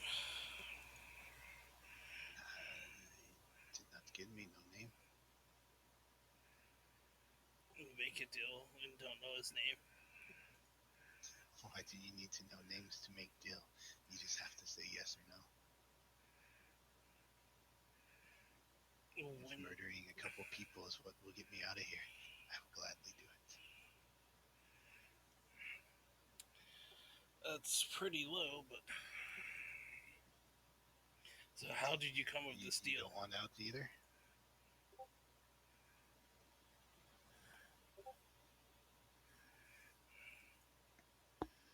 Oh, I do, but how did this, how did you get this deal? Did you get it here? While in this cell? One of the guards. I convinced him that I would do anything for him. And, told me he had a couple priests who needed dealing with. I don't want to be here no more. I've been here too long. I was supposed to just investigate a town, and here I am. So you can speak to them then. Yes, this one can speak to me. But how did? So you can. It spoke to me in my head. I spoke back to it. It seems to understand. Are you sure? It told me soon it would come in with the pots. I could get inside as it takes it out, and I'd be gone.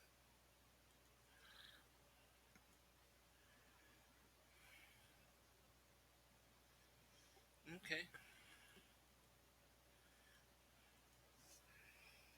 Well, thank you. Maybe you could make the deal too. Yeah, we'll see. Then I'll walk over to Billy, nodding my head at him, and then walking over to Billy. All right. Anybody? I have a thing that I would like to do later. Okay. Well, a lot of times about the past, so.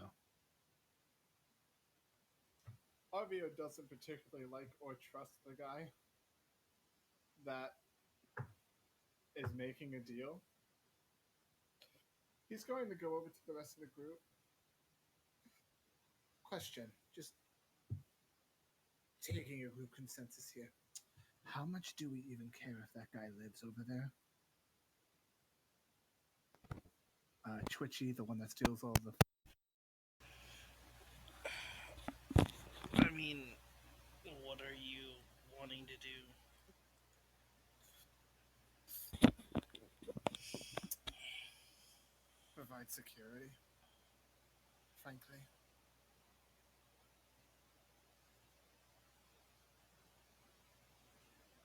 How much do we need him around? But if he says it is true, what happens then?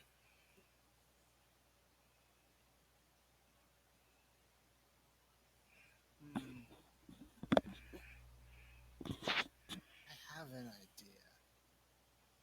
I want one of you to get him talking about the plan again. He doesn't seem too particularly bright. So, when you start talking about the plan, he'll start thinking about the plan, and as it just so happens, I can minds. I'm actually surprised you weren't doing that when I was talking to him. I didn't think about it until just now, so.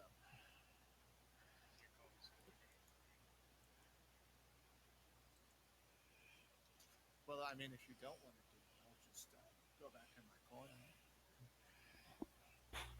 I mean, I just talked to him. I doubt he's going to talk to me again since he already told me the information. Oh, well.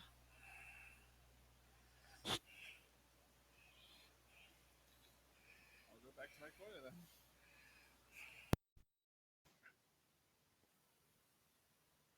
He lives for now.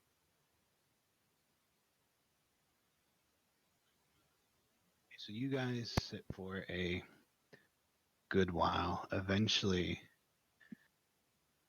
this devil comes in. It looks like the white scorpion devil you guys saw earlier, and he walks over and he grabs the pot and he like drags it up and kind of sticks it outside the door, and then he turns back and he walks over and he grabs the halfling sitting next to you, Sherbreck, and he just lifts him up one hand. He starts screaming, And this guy just this devil turns around and starts walking towards the door with him.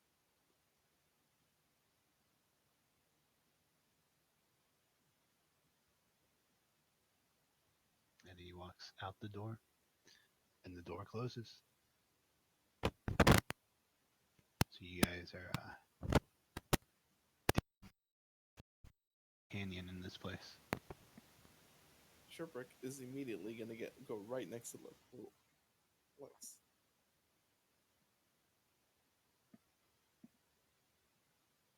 And then start tweaking too. And then start rocking back and forth. A little too late. Okay, so you guys are sitting here for a while. Eventually, you get exhausted. You get tired. Assume you go to sleep, unless somebody wants to. I guess Lex does it.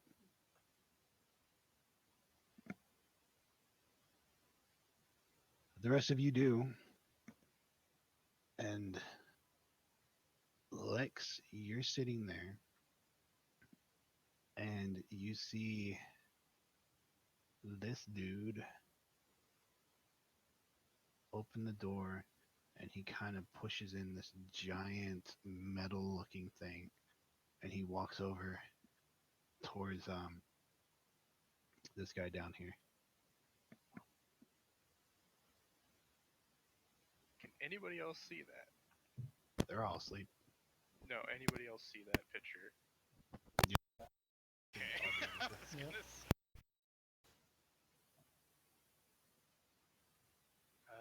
Can I hear what he's saying? You can hear what the one guy's saying. What's he saying? He's saying, "Is it time now?" Okay. And then he kind of like gets up and he looks around, and then you can see he's kind of fiddling with something, and he starts crawling into this cylinder.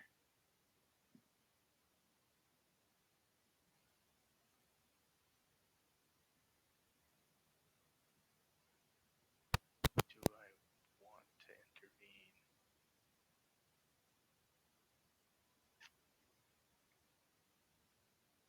I'll just look at the devil, and if he acknowledges me or something, I'm gonna say,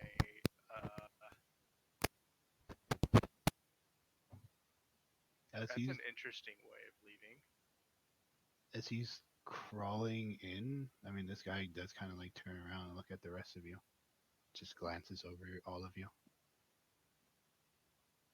And I'll just out loud, not even thinking, oh, I guess he's gonna go kill those priests now. Were you part of that conversation? They were whispering.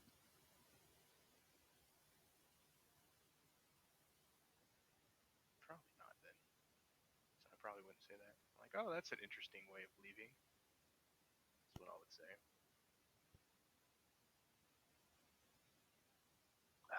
You hear in your head,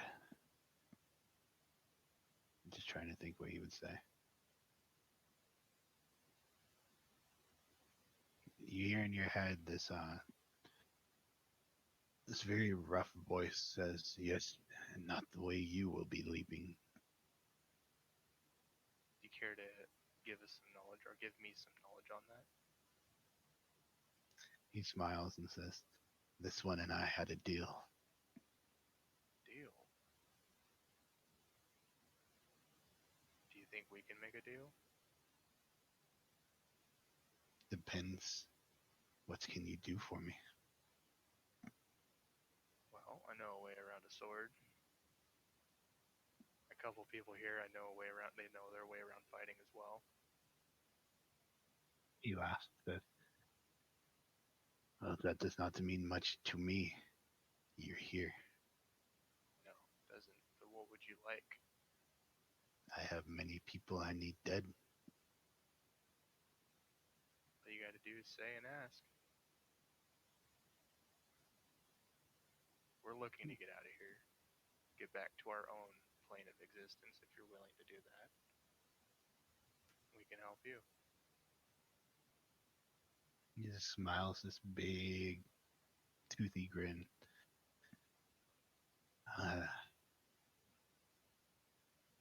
Well, if you wish to get out, I can have a contract for you.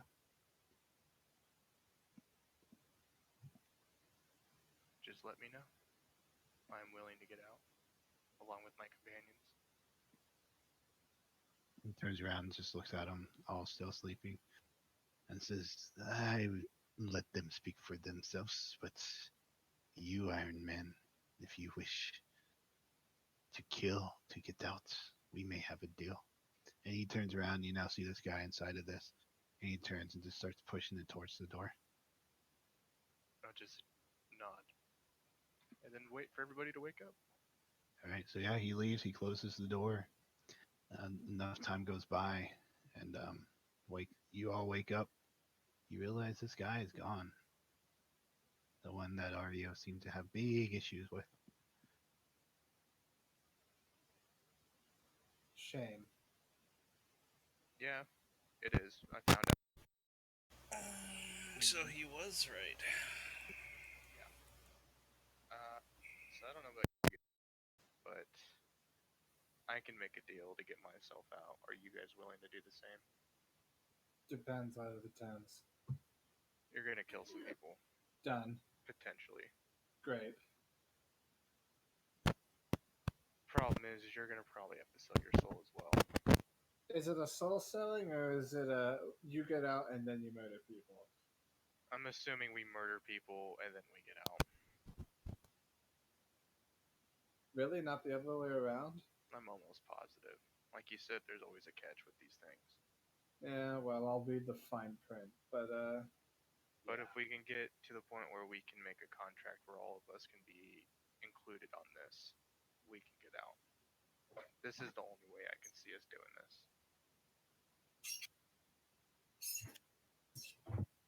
okay. Unless, Arvio, if you want to somehow get a hold of,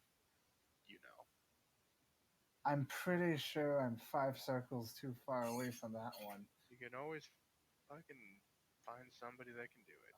I mean, sure, fine. But it's probably going to get us in more trouble, to be honest. Because if I start going off about my lineage, they're going to be like, oh, eat that one immediately. Or at least that's what I've read. Well, here's the thing. Going off of what you're... At this point, I'm just going to scoot closer because I don't want the door people to fucking hear this conversation. Going off of your lineage, if you can get somebody to send a note to your grandfather saying that you are here and you're willing to make a deal, that could be another way of doing it. Your grandfather might not be the person that you think he is, but, I mean, that's another way out as well. I'm willing to do anything to get everybody out of here. I don't know if you are. Yeah, I am willing to do anything to get out of here. But here's the catch, right? What it comes down to is what kind of deal do you want to make? Actually, I need to ask the question as far as Mephistopheles goes. What kind of Mammon likes money? What does Mephistopheles really dig, like as a person? Souls. Souls, great. All devils don't directly take your soul. They make deals that if you break, they get your soul. And the deals are usually pretty heavy. So if you don't do it, they get your soul. If you do it, then they probably get somebody else's soul because what you did ended up with somebody else's soul getting sent to them. Yeah, it's like you're selling your soul for somebody else is basically how I'm getting it. Yep, pretty Okay. much. I'm just trying to figure out, like, I contact my grandfather, and how does this make the situation better? Because Brandon's not entirely sure.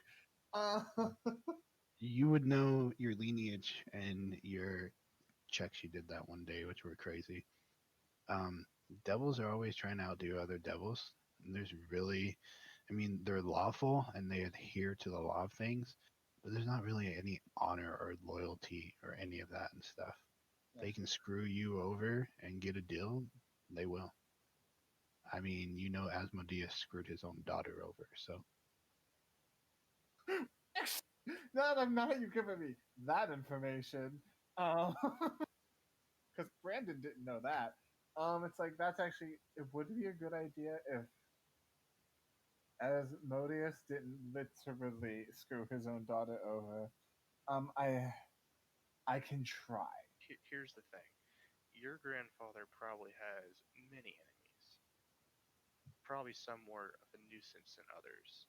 If he can get us out of here while we help silence one of those nuisances, I'm willing to do that.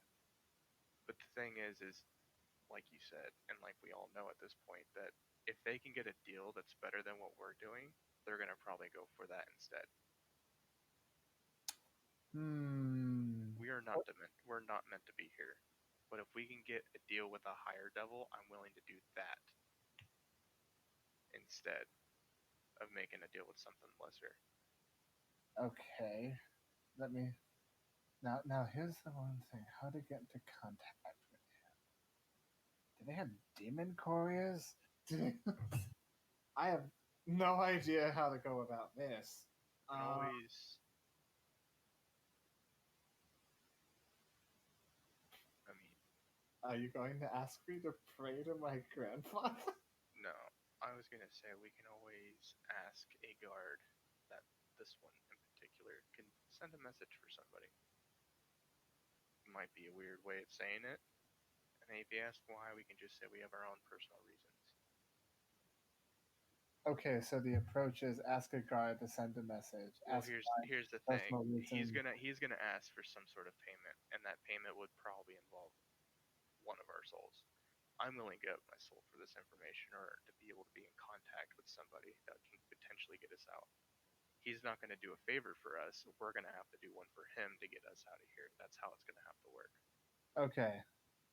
Let me run this by just to make sure I have everything straight here.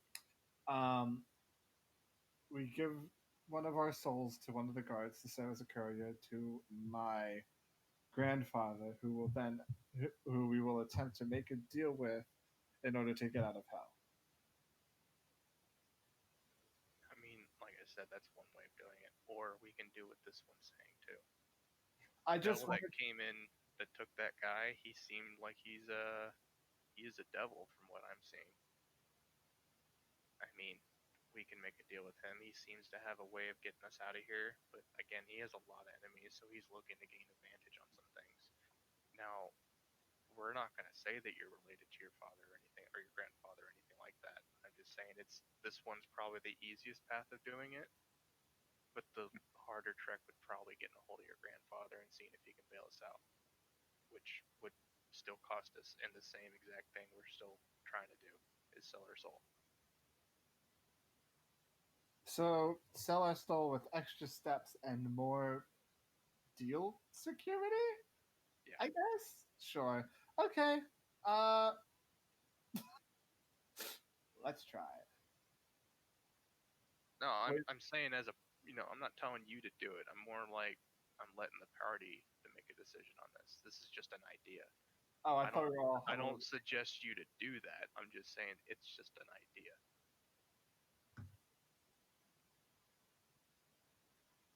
So what does everybody else think of that? Phillip says, I do not like making any deals.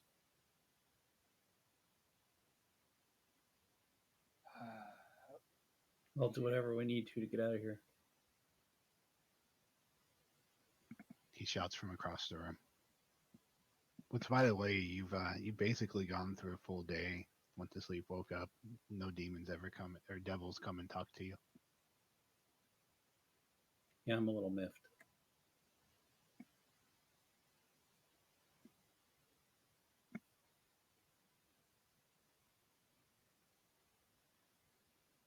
No? You guys just gonna hang out, let time pass? You still discussing things? What does Shipwreck think about? Shipwreck is would rather talk to the other one, maybe to see what his deal is. I'm not sure that maybe deal with a higher devil would be. I feel like it'd be more grave, more of a bad thing that we have to do. It'd also probably be far more binding because they're higher devils, they're archdevils for Yeah. But I'm okay with whatever everyone wants to do. Grim, what do you think? I mean, I tried to get us out of here before we got captured, so.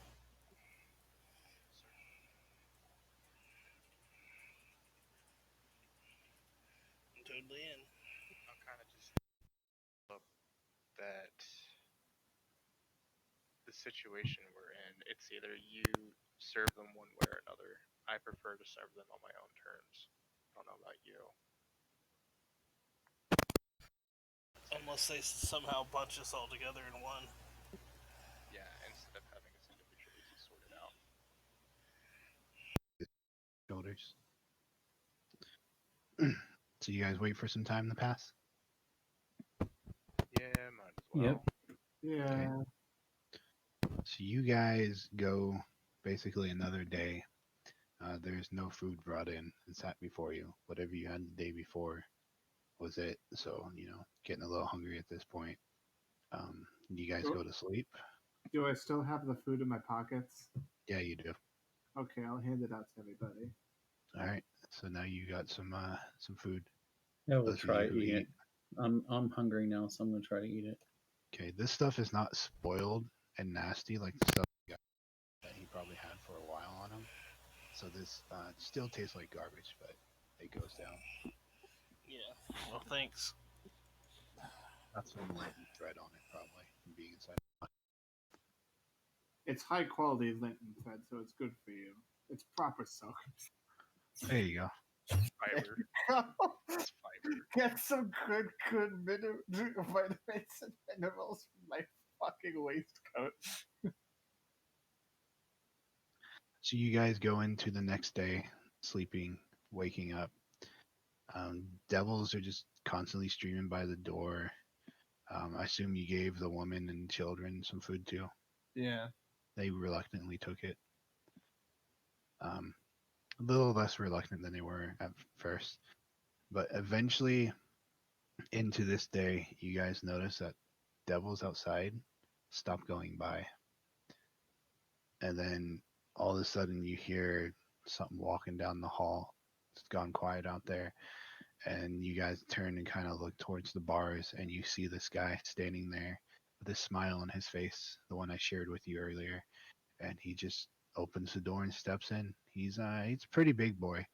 He's not like giant, but he's definitely like twice the height of anyone in here, at least the tallest person.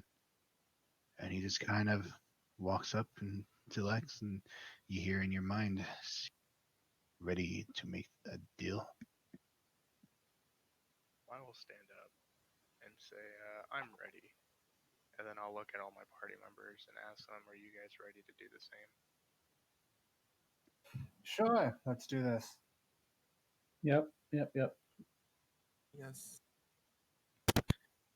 So he and motions you to come and join him. And you all hear in your heads, well, if you wish to sign the contract, you will need to be closer. We'll come over to him. Well, gosh diggity darn, okay. Yeah. Okay.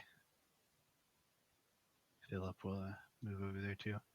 So he kind of waves his hand like that one did, and you see kind of this flame appear in the air, and it kind of filters down. He's holding stacks of papers, and he holds one to each of you. Does Billy?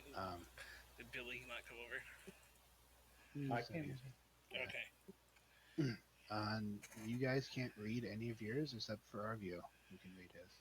Don't worry, I'm going to lawyer us. I'm going to translate everything verbatim in an entire day. Do they all kind of like read the same? Or they all different? This is what Arvio is reading. They all read the same, except as you're reading them, Arvio, it's the same thing kind of that the last guy gave you.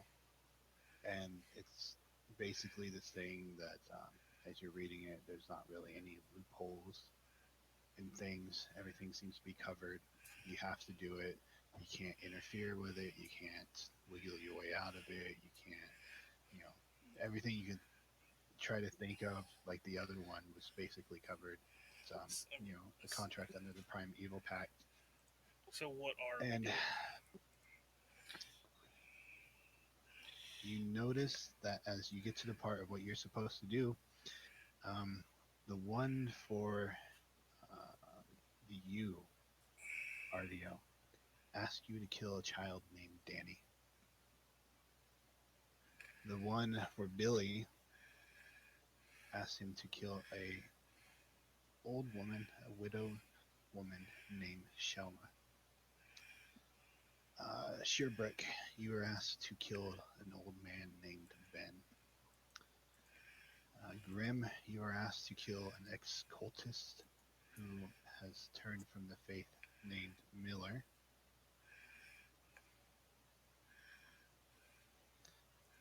Lex, you are asked to kill a cleric named Person.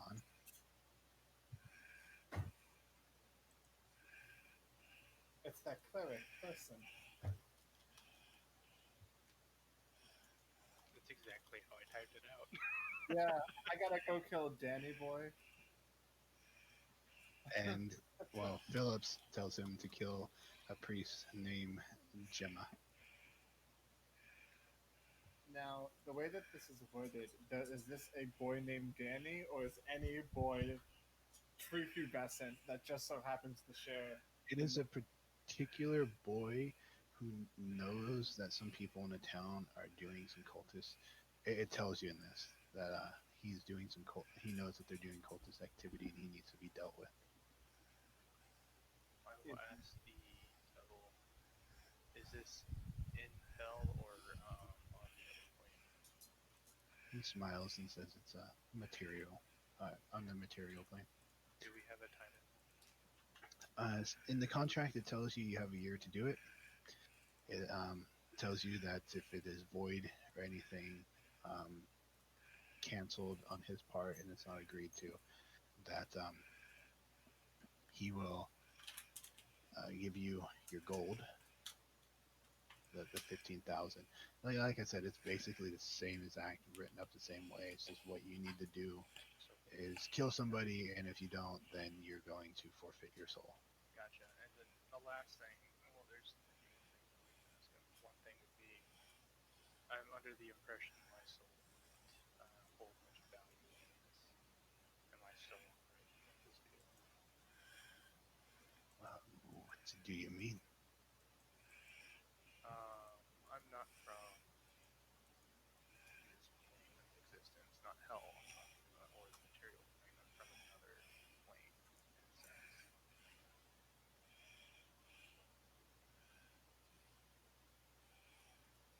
Yeah, he kind of turns and looks at you, and then he kind of like just grabs a pen or a quill and he holds it toward you and says, "Sign the contract." I'll sign it. Okay, you see what happened before. You sign it, and as you're going down, the letters you just written fade off the paper, and he just kind of looks at you and says, "It does not seem we can make a deal unless somebody else would wish to take that up for you." Hang on, I take a look back at his contract. Who do you need to off? Kill a cleric in person. Pearson. You can kill, or you're gonna go. Okay, sure. For this. Well, you would have to wager another soul in return. You hear in your heads.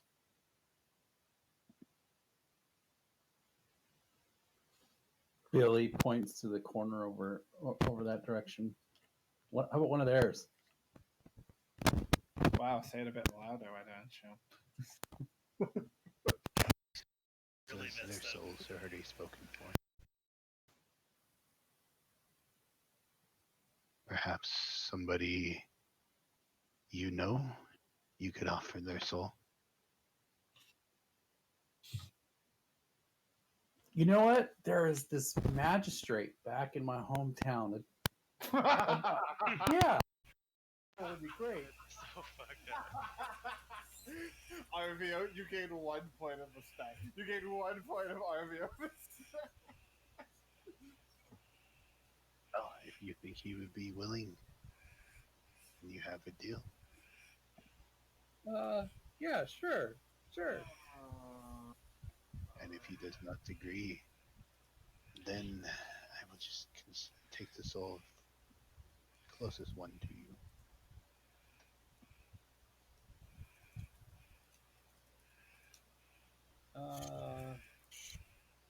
So I just have to get the deed done, right?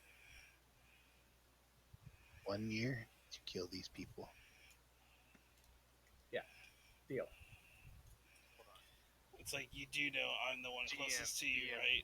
Question on this: if the guy decides not to take the deal, say you go up to the magistrate and say, "Hey, I need to sign this contract," and he says no, does that soul immediately get forfeit, or do we still have the time to kill the cleric person?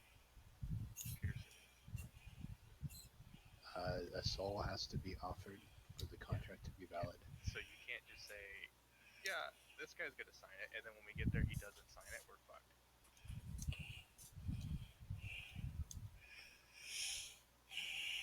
Yep, pretty much.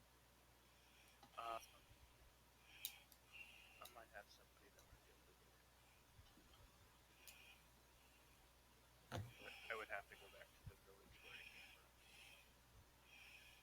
Not my world, but the material point.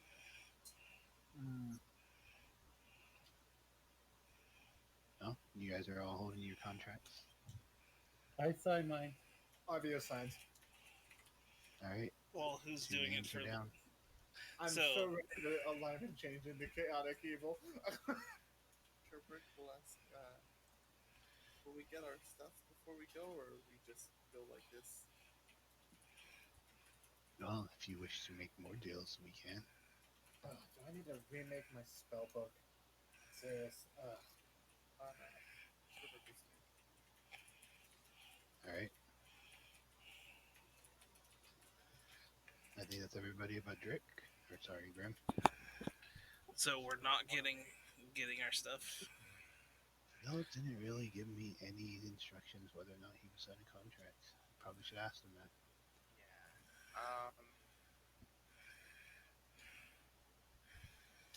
Yeah. I honestly feel he wouldn't. Oh, no. I take it back. He takes a paper and he hands it back to him and says, I will not sign this. He told me that Phillip will not sign any deal. It was buried in his wall text. Have a search for it. Another thing I have to ask that may or may not have been taken off me. The common item that I took is called the Marquise tattoo, which technically is wielded actually on Arvio's skin. Yeah, the tattoo didn't get removed. Fantastic! I can still cast the Sky Self once a day. Does anybody want to offer up another soul to get Phillip in here? That's my question. Well, who did it for you?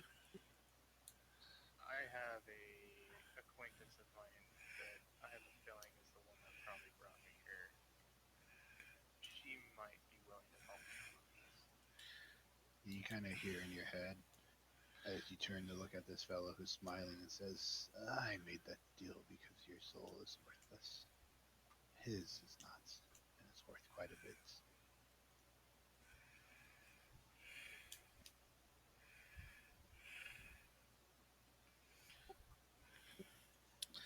Well, how do we get Phillip out of here without...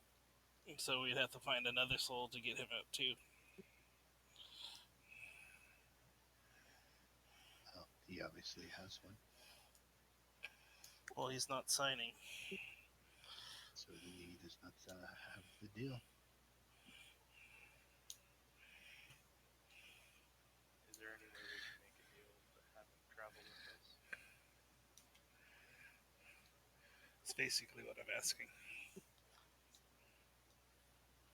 So you would wish for me to mend your deals to take him along as well? Does everybody agree on that one?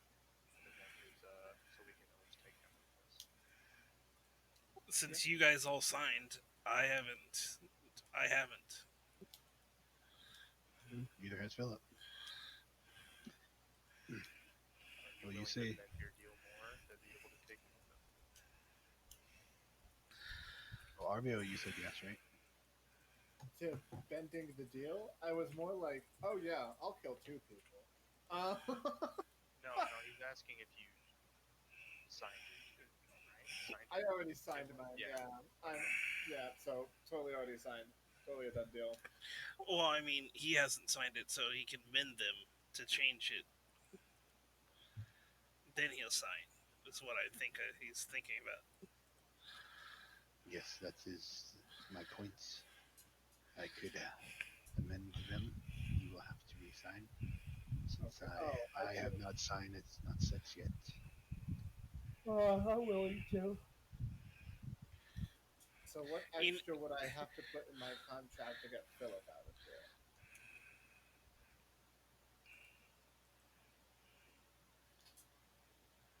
He kind of just flourishes his hand again, and you see the deal kind of extends out. And it's the same cause as the first one. You do this, then I will do this. And your do this is the same on all your contracts. He now has 3 relics he wants you to take and place in churches, 3 different churches. And in return, he will also take Phillip out of here as well.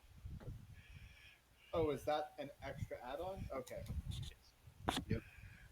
Cool. You have to kill somebody, and then you have to take these relics that he is going to give you.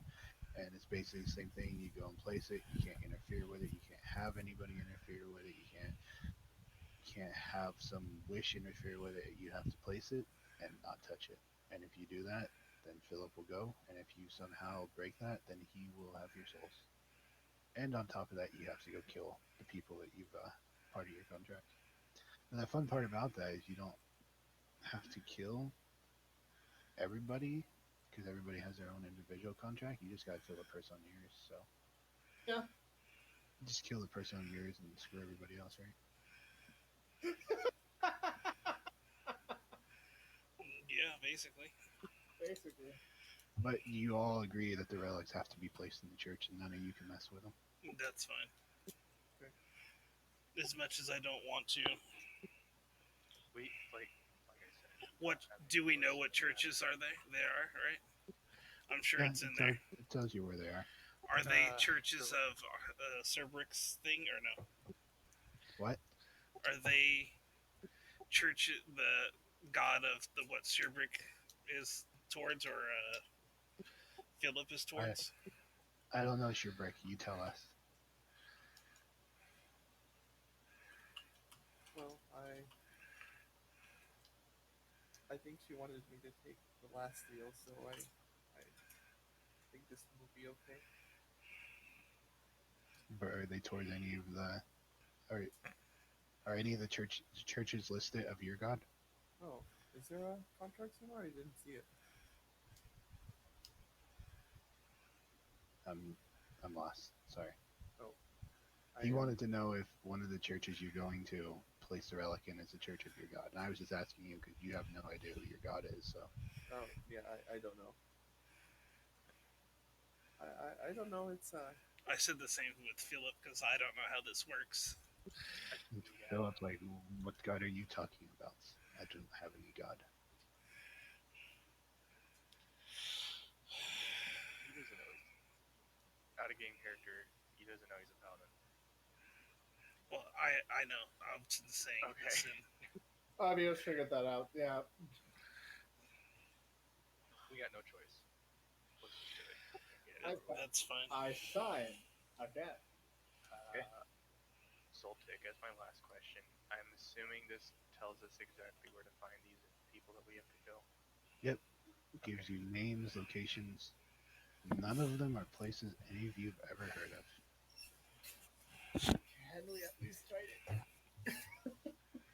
Or some some of them in like the same location at least, or are they all different? Well, It just tells you the name of town and the name of the person that you need to kill, which I will get you a list later as I work it up. Doesn't tell you what kingdom it's in, doesn't tell you what continent it's on. looks like we have a lot of work to do. Yeah, I would love to ask the demon, is this contract even doable to kill every single one of them as a party? Well, you do not have to go all together. You can split up and hunt your individual prey, just as long as you kill those people. Or you don't have to kill them at all. I would like to see them gone, though. They interfere too much, or know too much.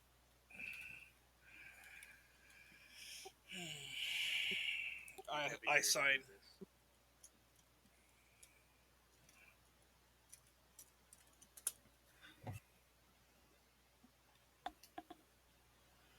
Yeah. Well, So, back here. Sherbreak, you signed? Yep. All right, you give it back. Yep. Arvio, you signed? Oh, absolutely. And you gave it back. Yep. Bille, did you sign? Yep. Then you gave it back.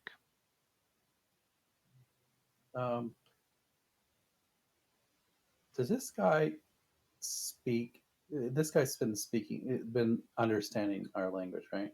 Yep, it's all in your head, and when you guys talk, he's responded to So- any of you. So I ask him really quickly, can I talk to you in private for a moment before I hand this back to you? Perhaps. We shall see. I have it. I'd like to ask first, but privately. It may be a deal that you like even better. Well, when we are done, then we will talk before I take your contract. And he turns and looks at you, Grim. You sign and give it back.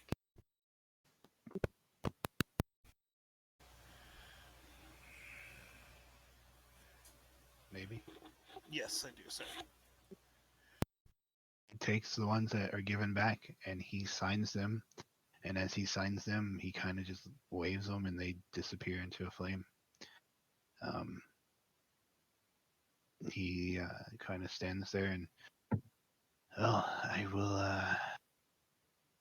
need something a little bit bigger than the barrel I used last time. But I shall be back in a day or so.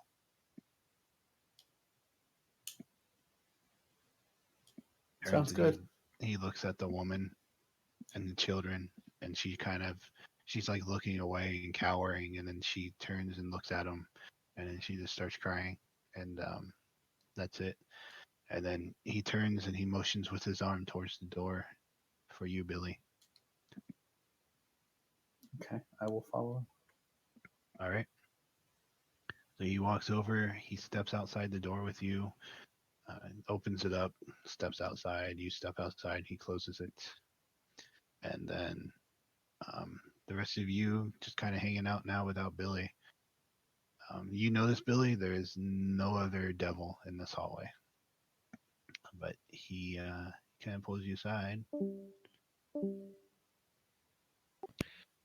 So, yeah, that's going to be an interesting. Gonna get rid of my soul.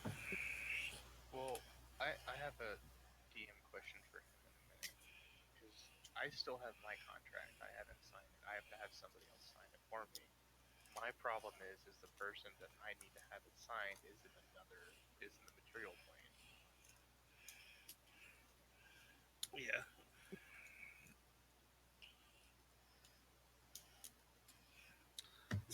And of course, he's probably gonna get himself killed again, so he can finally re-roll another character. Then I would have no point of having mine.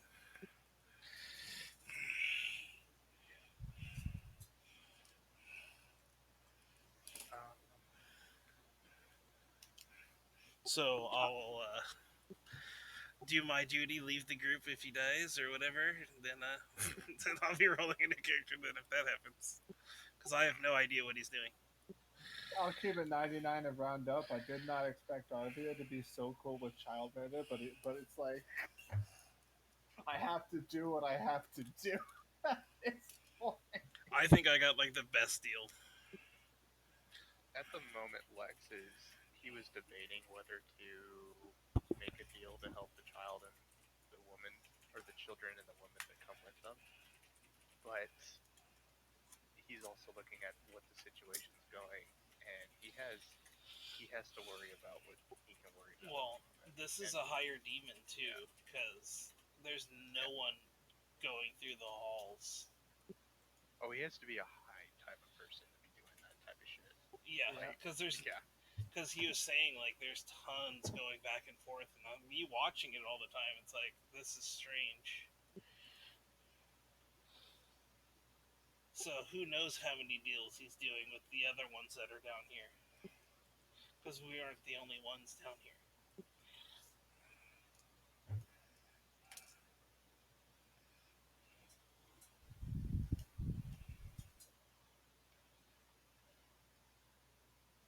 So we'll see. I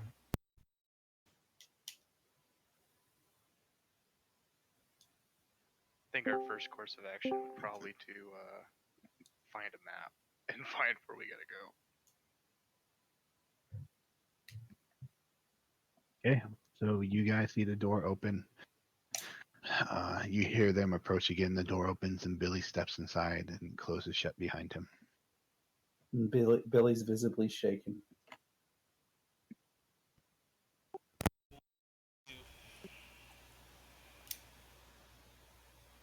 I asked Billy. Looks like we're all gonna live. Do. That didn't answer my question. What did you do? Nothing. We're good. Billy, what did you do? Nothing. We're good. Insight check. Okay, I would and like to insight check. It's like I already not believe him, so at this point, I don't believe anything. Yeah. What are you doing? You may not believe me, but that's. He keeps saying the same thing, even though you guys don't believe him.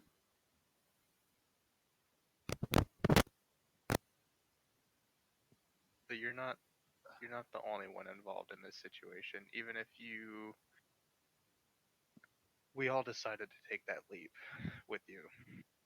Some of us was reluctant, and drug along, but Oh, I didn't change anything for anyone else.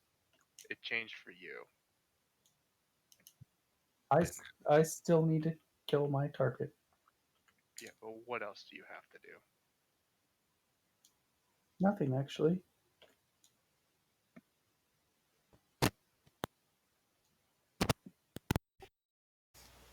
I'll nudge Arvio. Read his mind.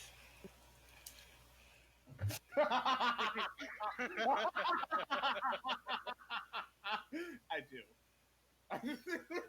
I will need an intelligence saving throw. You will know. No, he's using his ability to read minds. You will know that I have nothing additional, and no additional tasks I must do. You actually need to make the saving, but okay. As in intelligence saving. Wall of text. Oh, Yeah, wall of text. you can't cast that because you don't have the material. Oh, You don't have a never piece mind. of copper. Yep, you're right. Oh wait a minute. Wait a minute. Does Lex have a bolt? Can he unscrew? No, they're brass. Never mind. Fuck. Oh well.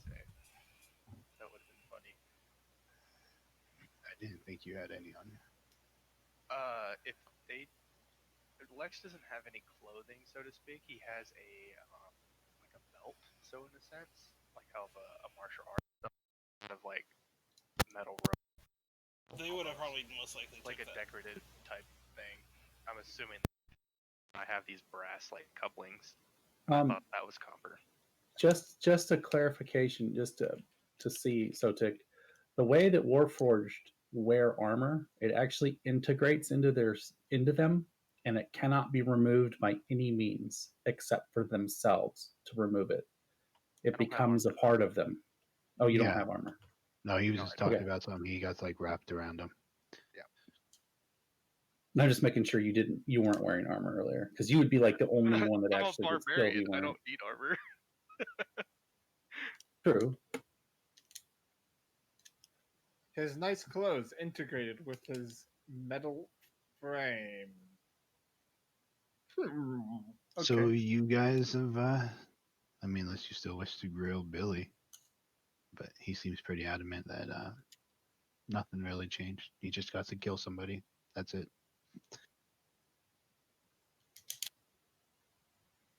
So day continues on. You notice after Billy comes in, just a little bit later, one devil walks by, another one, and then another one starting to pick up. And now there's a steady flow of devils walking up and down this hall again. Yeah, while you were gone, we were discussing that. Oh? No, about the devils walking by. And how it's weird how they're all gone when he comes. We kind of all assumed that was a high devil or something. Yeah. Well, who knows? But you walk up to the family, Arvio? I kind of just squat down to get to the eye level with him. It's like, do you know what's going to happen to you? Yes. That's why we're scared. Please. Please.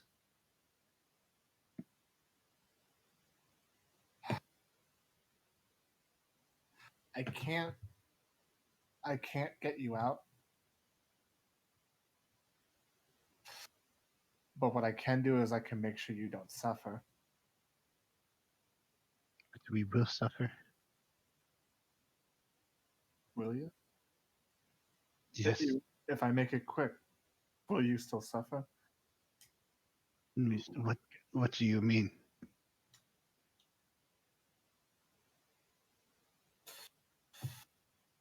Would you rather an eternity in hell or to be snuffed out in 2 seconds? I don't get what you mean. We're already doomed to an eternity in hell. I'm gonna go over to Arvio and grab him by his collar and drag him away and say, "You're not gonna kill him," and then put him over here. What's the difference at this point, really? Well, I mean, you can try to contest it if you want. Honestly, I can't, but I'm literally going to look up at him. It's like, really, at this point, what's the difference? Everybody has their own choices to make. They made theirs. We have ours. And I am making my choice. But, all right, sure, I guess drag me away. If that is your... Sure, let them suffer.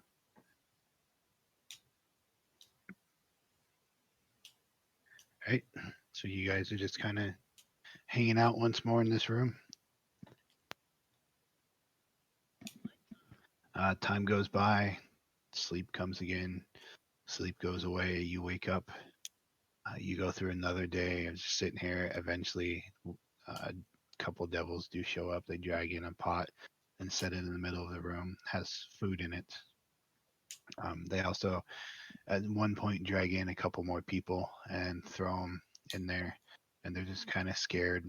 And they kind of huddle up in the corner. It looks like two... They're not like boys, but they're younger men, probably like middle 20s or so. They just look scared as they're sitting in one corner. Eventually, a couple devils come, take the pot away. Sleep comes and takes you all away, except for Lex. For one more day, as you guys awaken again, and you really, I mean, people kind of move around, shift. The family, the woman and the two children, the young boy and girl, are kind of like moved a bit, but not too much. The other two kind of at one point like went up and looked at the door and went and sat down, went back to the door again, talking amongst themselves.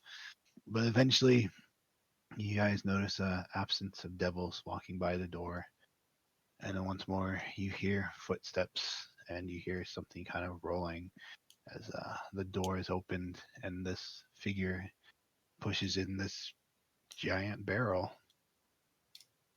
kind of a metal barrel, and pushes it into the middle. Closes the door behind him, obviously, but he grabs one side and he opens it up and says, "Well, it is time for you to go." No, Lex will step in. I Alright. will also go in. Okay. Very reluctant, but we'll say you guys talk him into it. Talk him in, I push will him in. drag his ass into it if I have to. Okay. Yeah, we'll both. He does not want to leave his axe. He doesn't want to kill people. He thinks what you guys are doing is totally wrong, and he wants nothing to do with it. He'd rather stay here and die. But yeah, you guys, you shove him in there. What was that, Grim? But yeah, I'll do that and get in. Okay. Get in there. You're gonna have to like lay on top of each other and cram in here. Some of you are gonna have to pull your legs up so that way he can close the door. But you guys are packed into this giant metal barrel. Very hot, very stuffy, very difficult to breathe. If any of you have claustrophobia, this would be the time. But go ahead. Oh, I was gonna say, you just hear brrr. You guys smell a little bit of oil. burnt oil. But you start hearing the wheels rolling. You start feeling it bouncing around as you guys are in this pitch black, other than feeling each other. As it's rolling, you hear the door open and close. And just this low rumbling is basically what you hear for a while. And you're not sure how long you guys are in here, an hour maybe more. Eventually you get to the point where you are very starting to have Charlie horses starting to cramp, having all kinds of pains, and eventually it comes to a stop and the door opens up.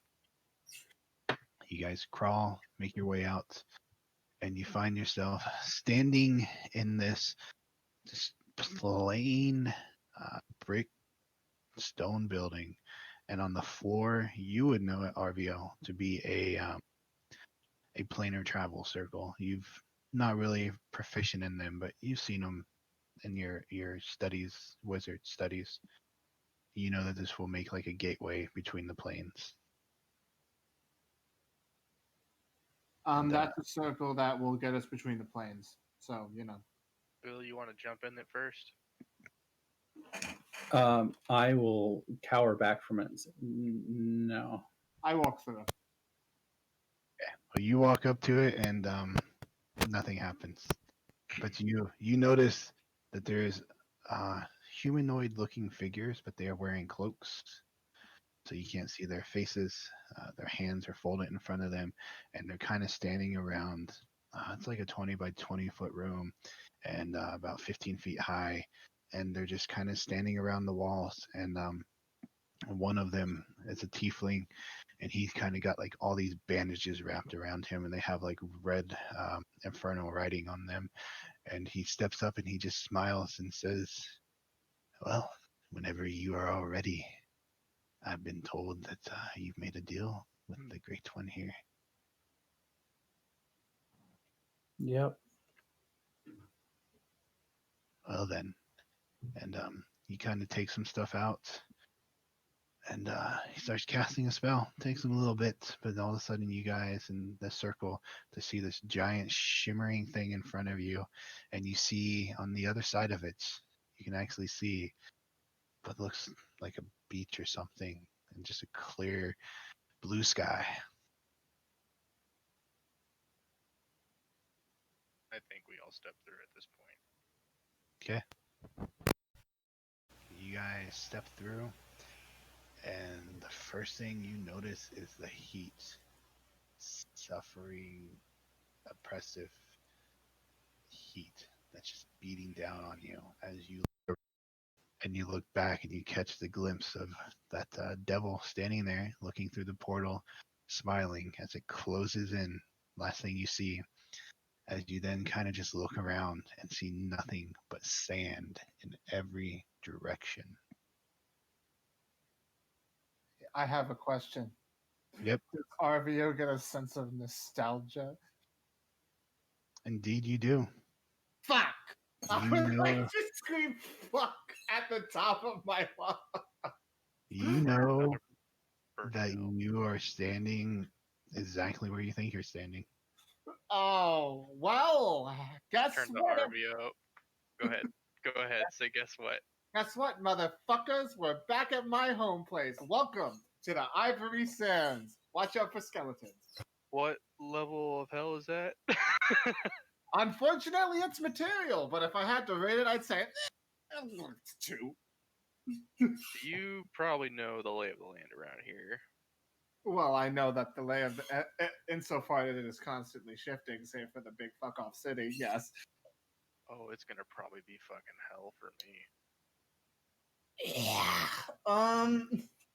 So here's the real question. Here's the real thing.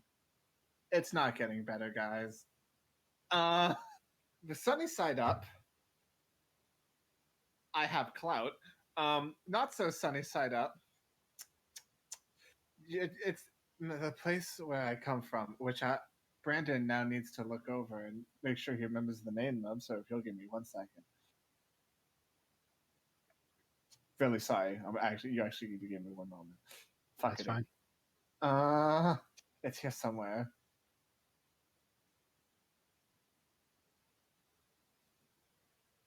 And we.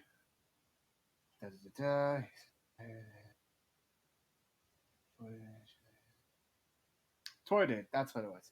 Technically, the closest city is probably Torded, but it's one of those places that most people aren't allowed to leave, which is why I left. How I'm far not is it from the village that you met me in? different continent. I traveled a long way, buddy. Fucking kidding me. I'm not. I was I was scouting out what could potentially be a new home, and I was like, you know what? I would like to take my family somewhere green. I don't think they know what that color is. So, Okay. fair. Is it? Let me ask you this: is it easier to travel during the day or night? Night, but I mean, we're probably going to need to find shelter rather quickly.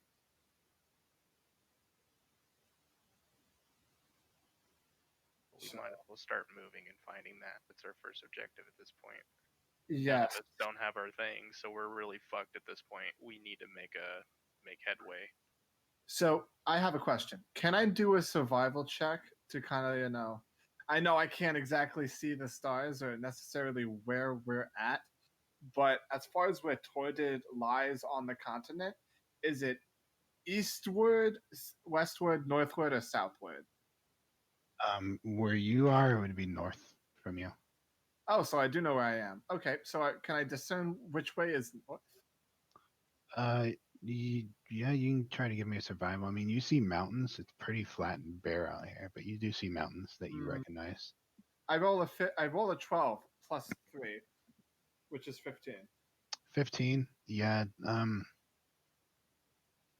mean, I don't know how traveled your character was, but you would basically know your way around because you were either a traveling nomad that lives in the desert or you were in the city. That's basically one of the 2 things you did. I'm definitely a city slicker, but I needed to get out of this desert somehow. So yeah. So the little time you spent traveling with the nomads trying to get out of here, you do recognize these mountains, and you know that it's north of you, and you know the direction. Okay. Follow me. And if we find another plank of wood, we can use it for shade. And God, we got planks of wood. I think Plank of wood.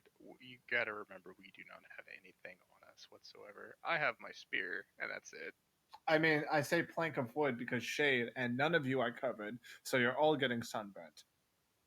I'm just getting heated metal is what I'm getting. So I should delete my inventory at this point, correct? Copy him over to like a notepad or something and save it. But yeah, at this point, you guys left. You didn't make any deals to get your extra deals to get your gear, so you have nothing. But you never know. You may end up back in hell again. So first things first, Arvio desperately needs a new spell book, but there's no way that he's ever going to get the money to buy a new spell book or like spell deck. Like I have no idea how we're making that happen. You guys don't even have money, so No, we don't. So I'm kind of stuck with the spells I have right now, and that's it. I can't even really cast anything because I don't have an arcane focus, actually, except for my other spells. So actually, I'm useless. One. yeah. So you guys basically stepped out wearing whatever traveling clothes you had under your armor or in your pack that you pulled out and put on after they tore up or took off your armor, stuck it in the bag. You are now standing in this desert place that one of you has only been to before. And it is hot, it is oppressive, it is a dry heat. You look around, you may see like a cactus here, a cactus there, some kind of like brushes and stuff. But it's generally just like rolling sand hills out here. And Arvio, he kind of bases himself off the mountains. You're not exactly like out in the middle of just plain nothingness. You do see mountains to like your left and right, and he thinks, I'm pretty sure we head that way. That's going to take us north towards the city. And you guys start marching off that way, and we will go ahead and end our session here. We survived. We got out of hell, guys. For better or for worse, now we. Yeah, you just gotta kill a child to do it, but You guys have seem no okay idea with that. how okay Arvio is with that. You, he will do what he needs to do for his son. If I have to alignment shift, that's fine. Here's the thing. I think a few of you are gonna alignment shift. Fine. Because it was either that or stop playing Arvio. So it's like. Pretty much. If you guys didn't make that deal, I was gonna just say, okay, you guys are slaves now. Yeah, so, okay. I will murder a child so that mine can have a good life. We need to figure out well, how the fuck are we gonna get equipment to do what we need to do? Honestly, this is how Arvio becomes a villain. Because Arvio was really nice right up until the point he got dragged into hell, and now he will do what he needs to do. Because he has no equipment, he has no spell book. He had no way out, so we will see what happens, I guess.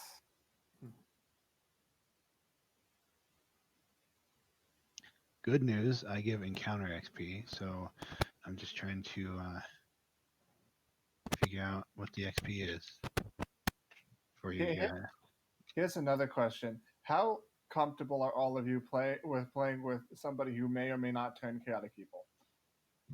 Because I don't really know. I'll might have an issue. Yeah, I don't know how long I could. Really? Like, in keeping that accurate? So. The thing is you killed the child, you're gonna probably change your alignment, but you go back to your old ways. These are my old ways. These are my old ways. No, I'm saying is you have to do at the moment to survive. This is gonna be a secret you're gonna probably hold for the rest of your life and not tell anybody about. But you can always transition yourself back to what your character would be. Yeah. Like he's making deals because he's trying to get you guys all out of hell. That's the only reason why. Now he can't do it because his fucking soul doesn't mean shit here. So he's gonna have to use somebody he knows to do that, which is morally wrong. But he's willing to right that wrong as long as he can protect the person that he's thinking of.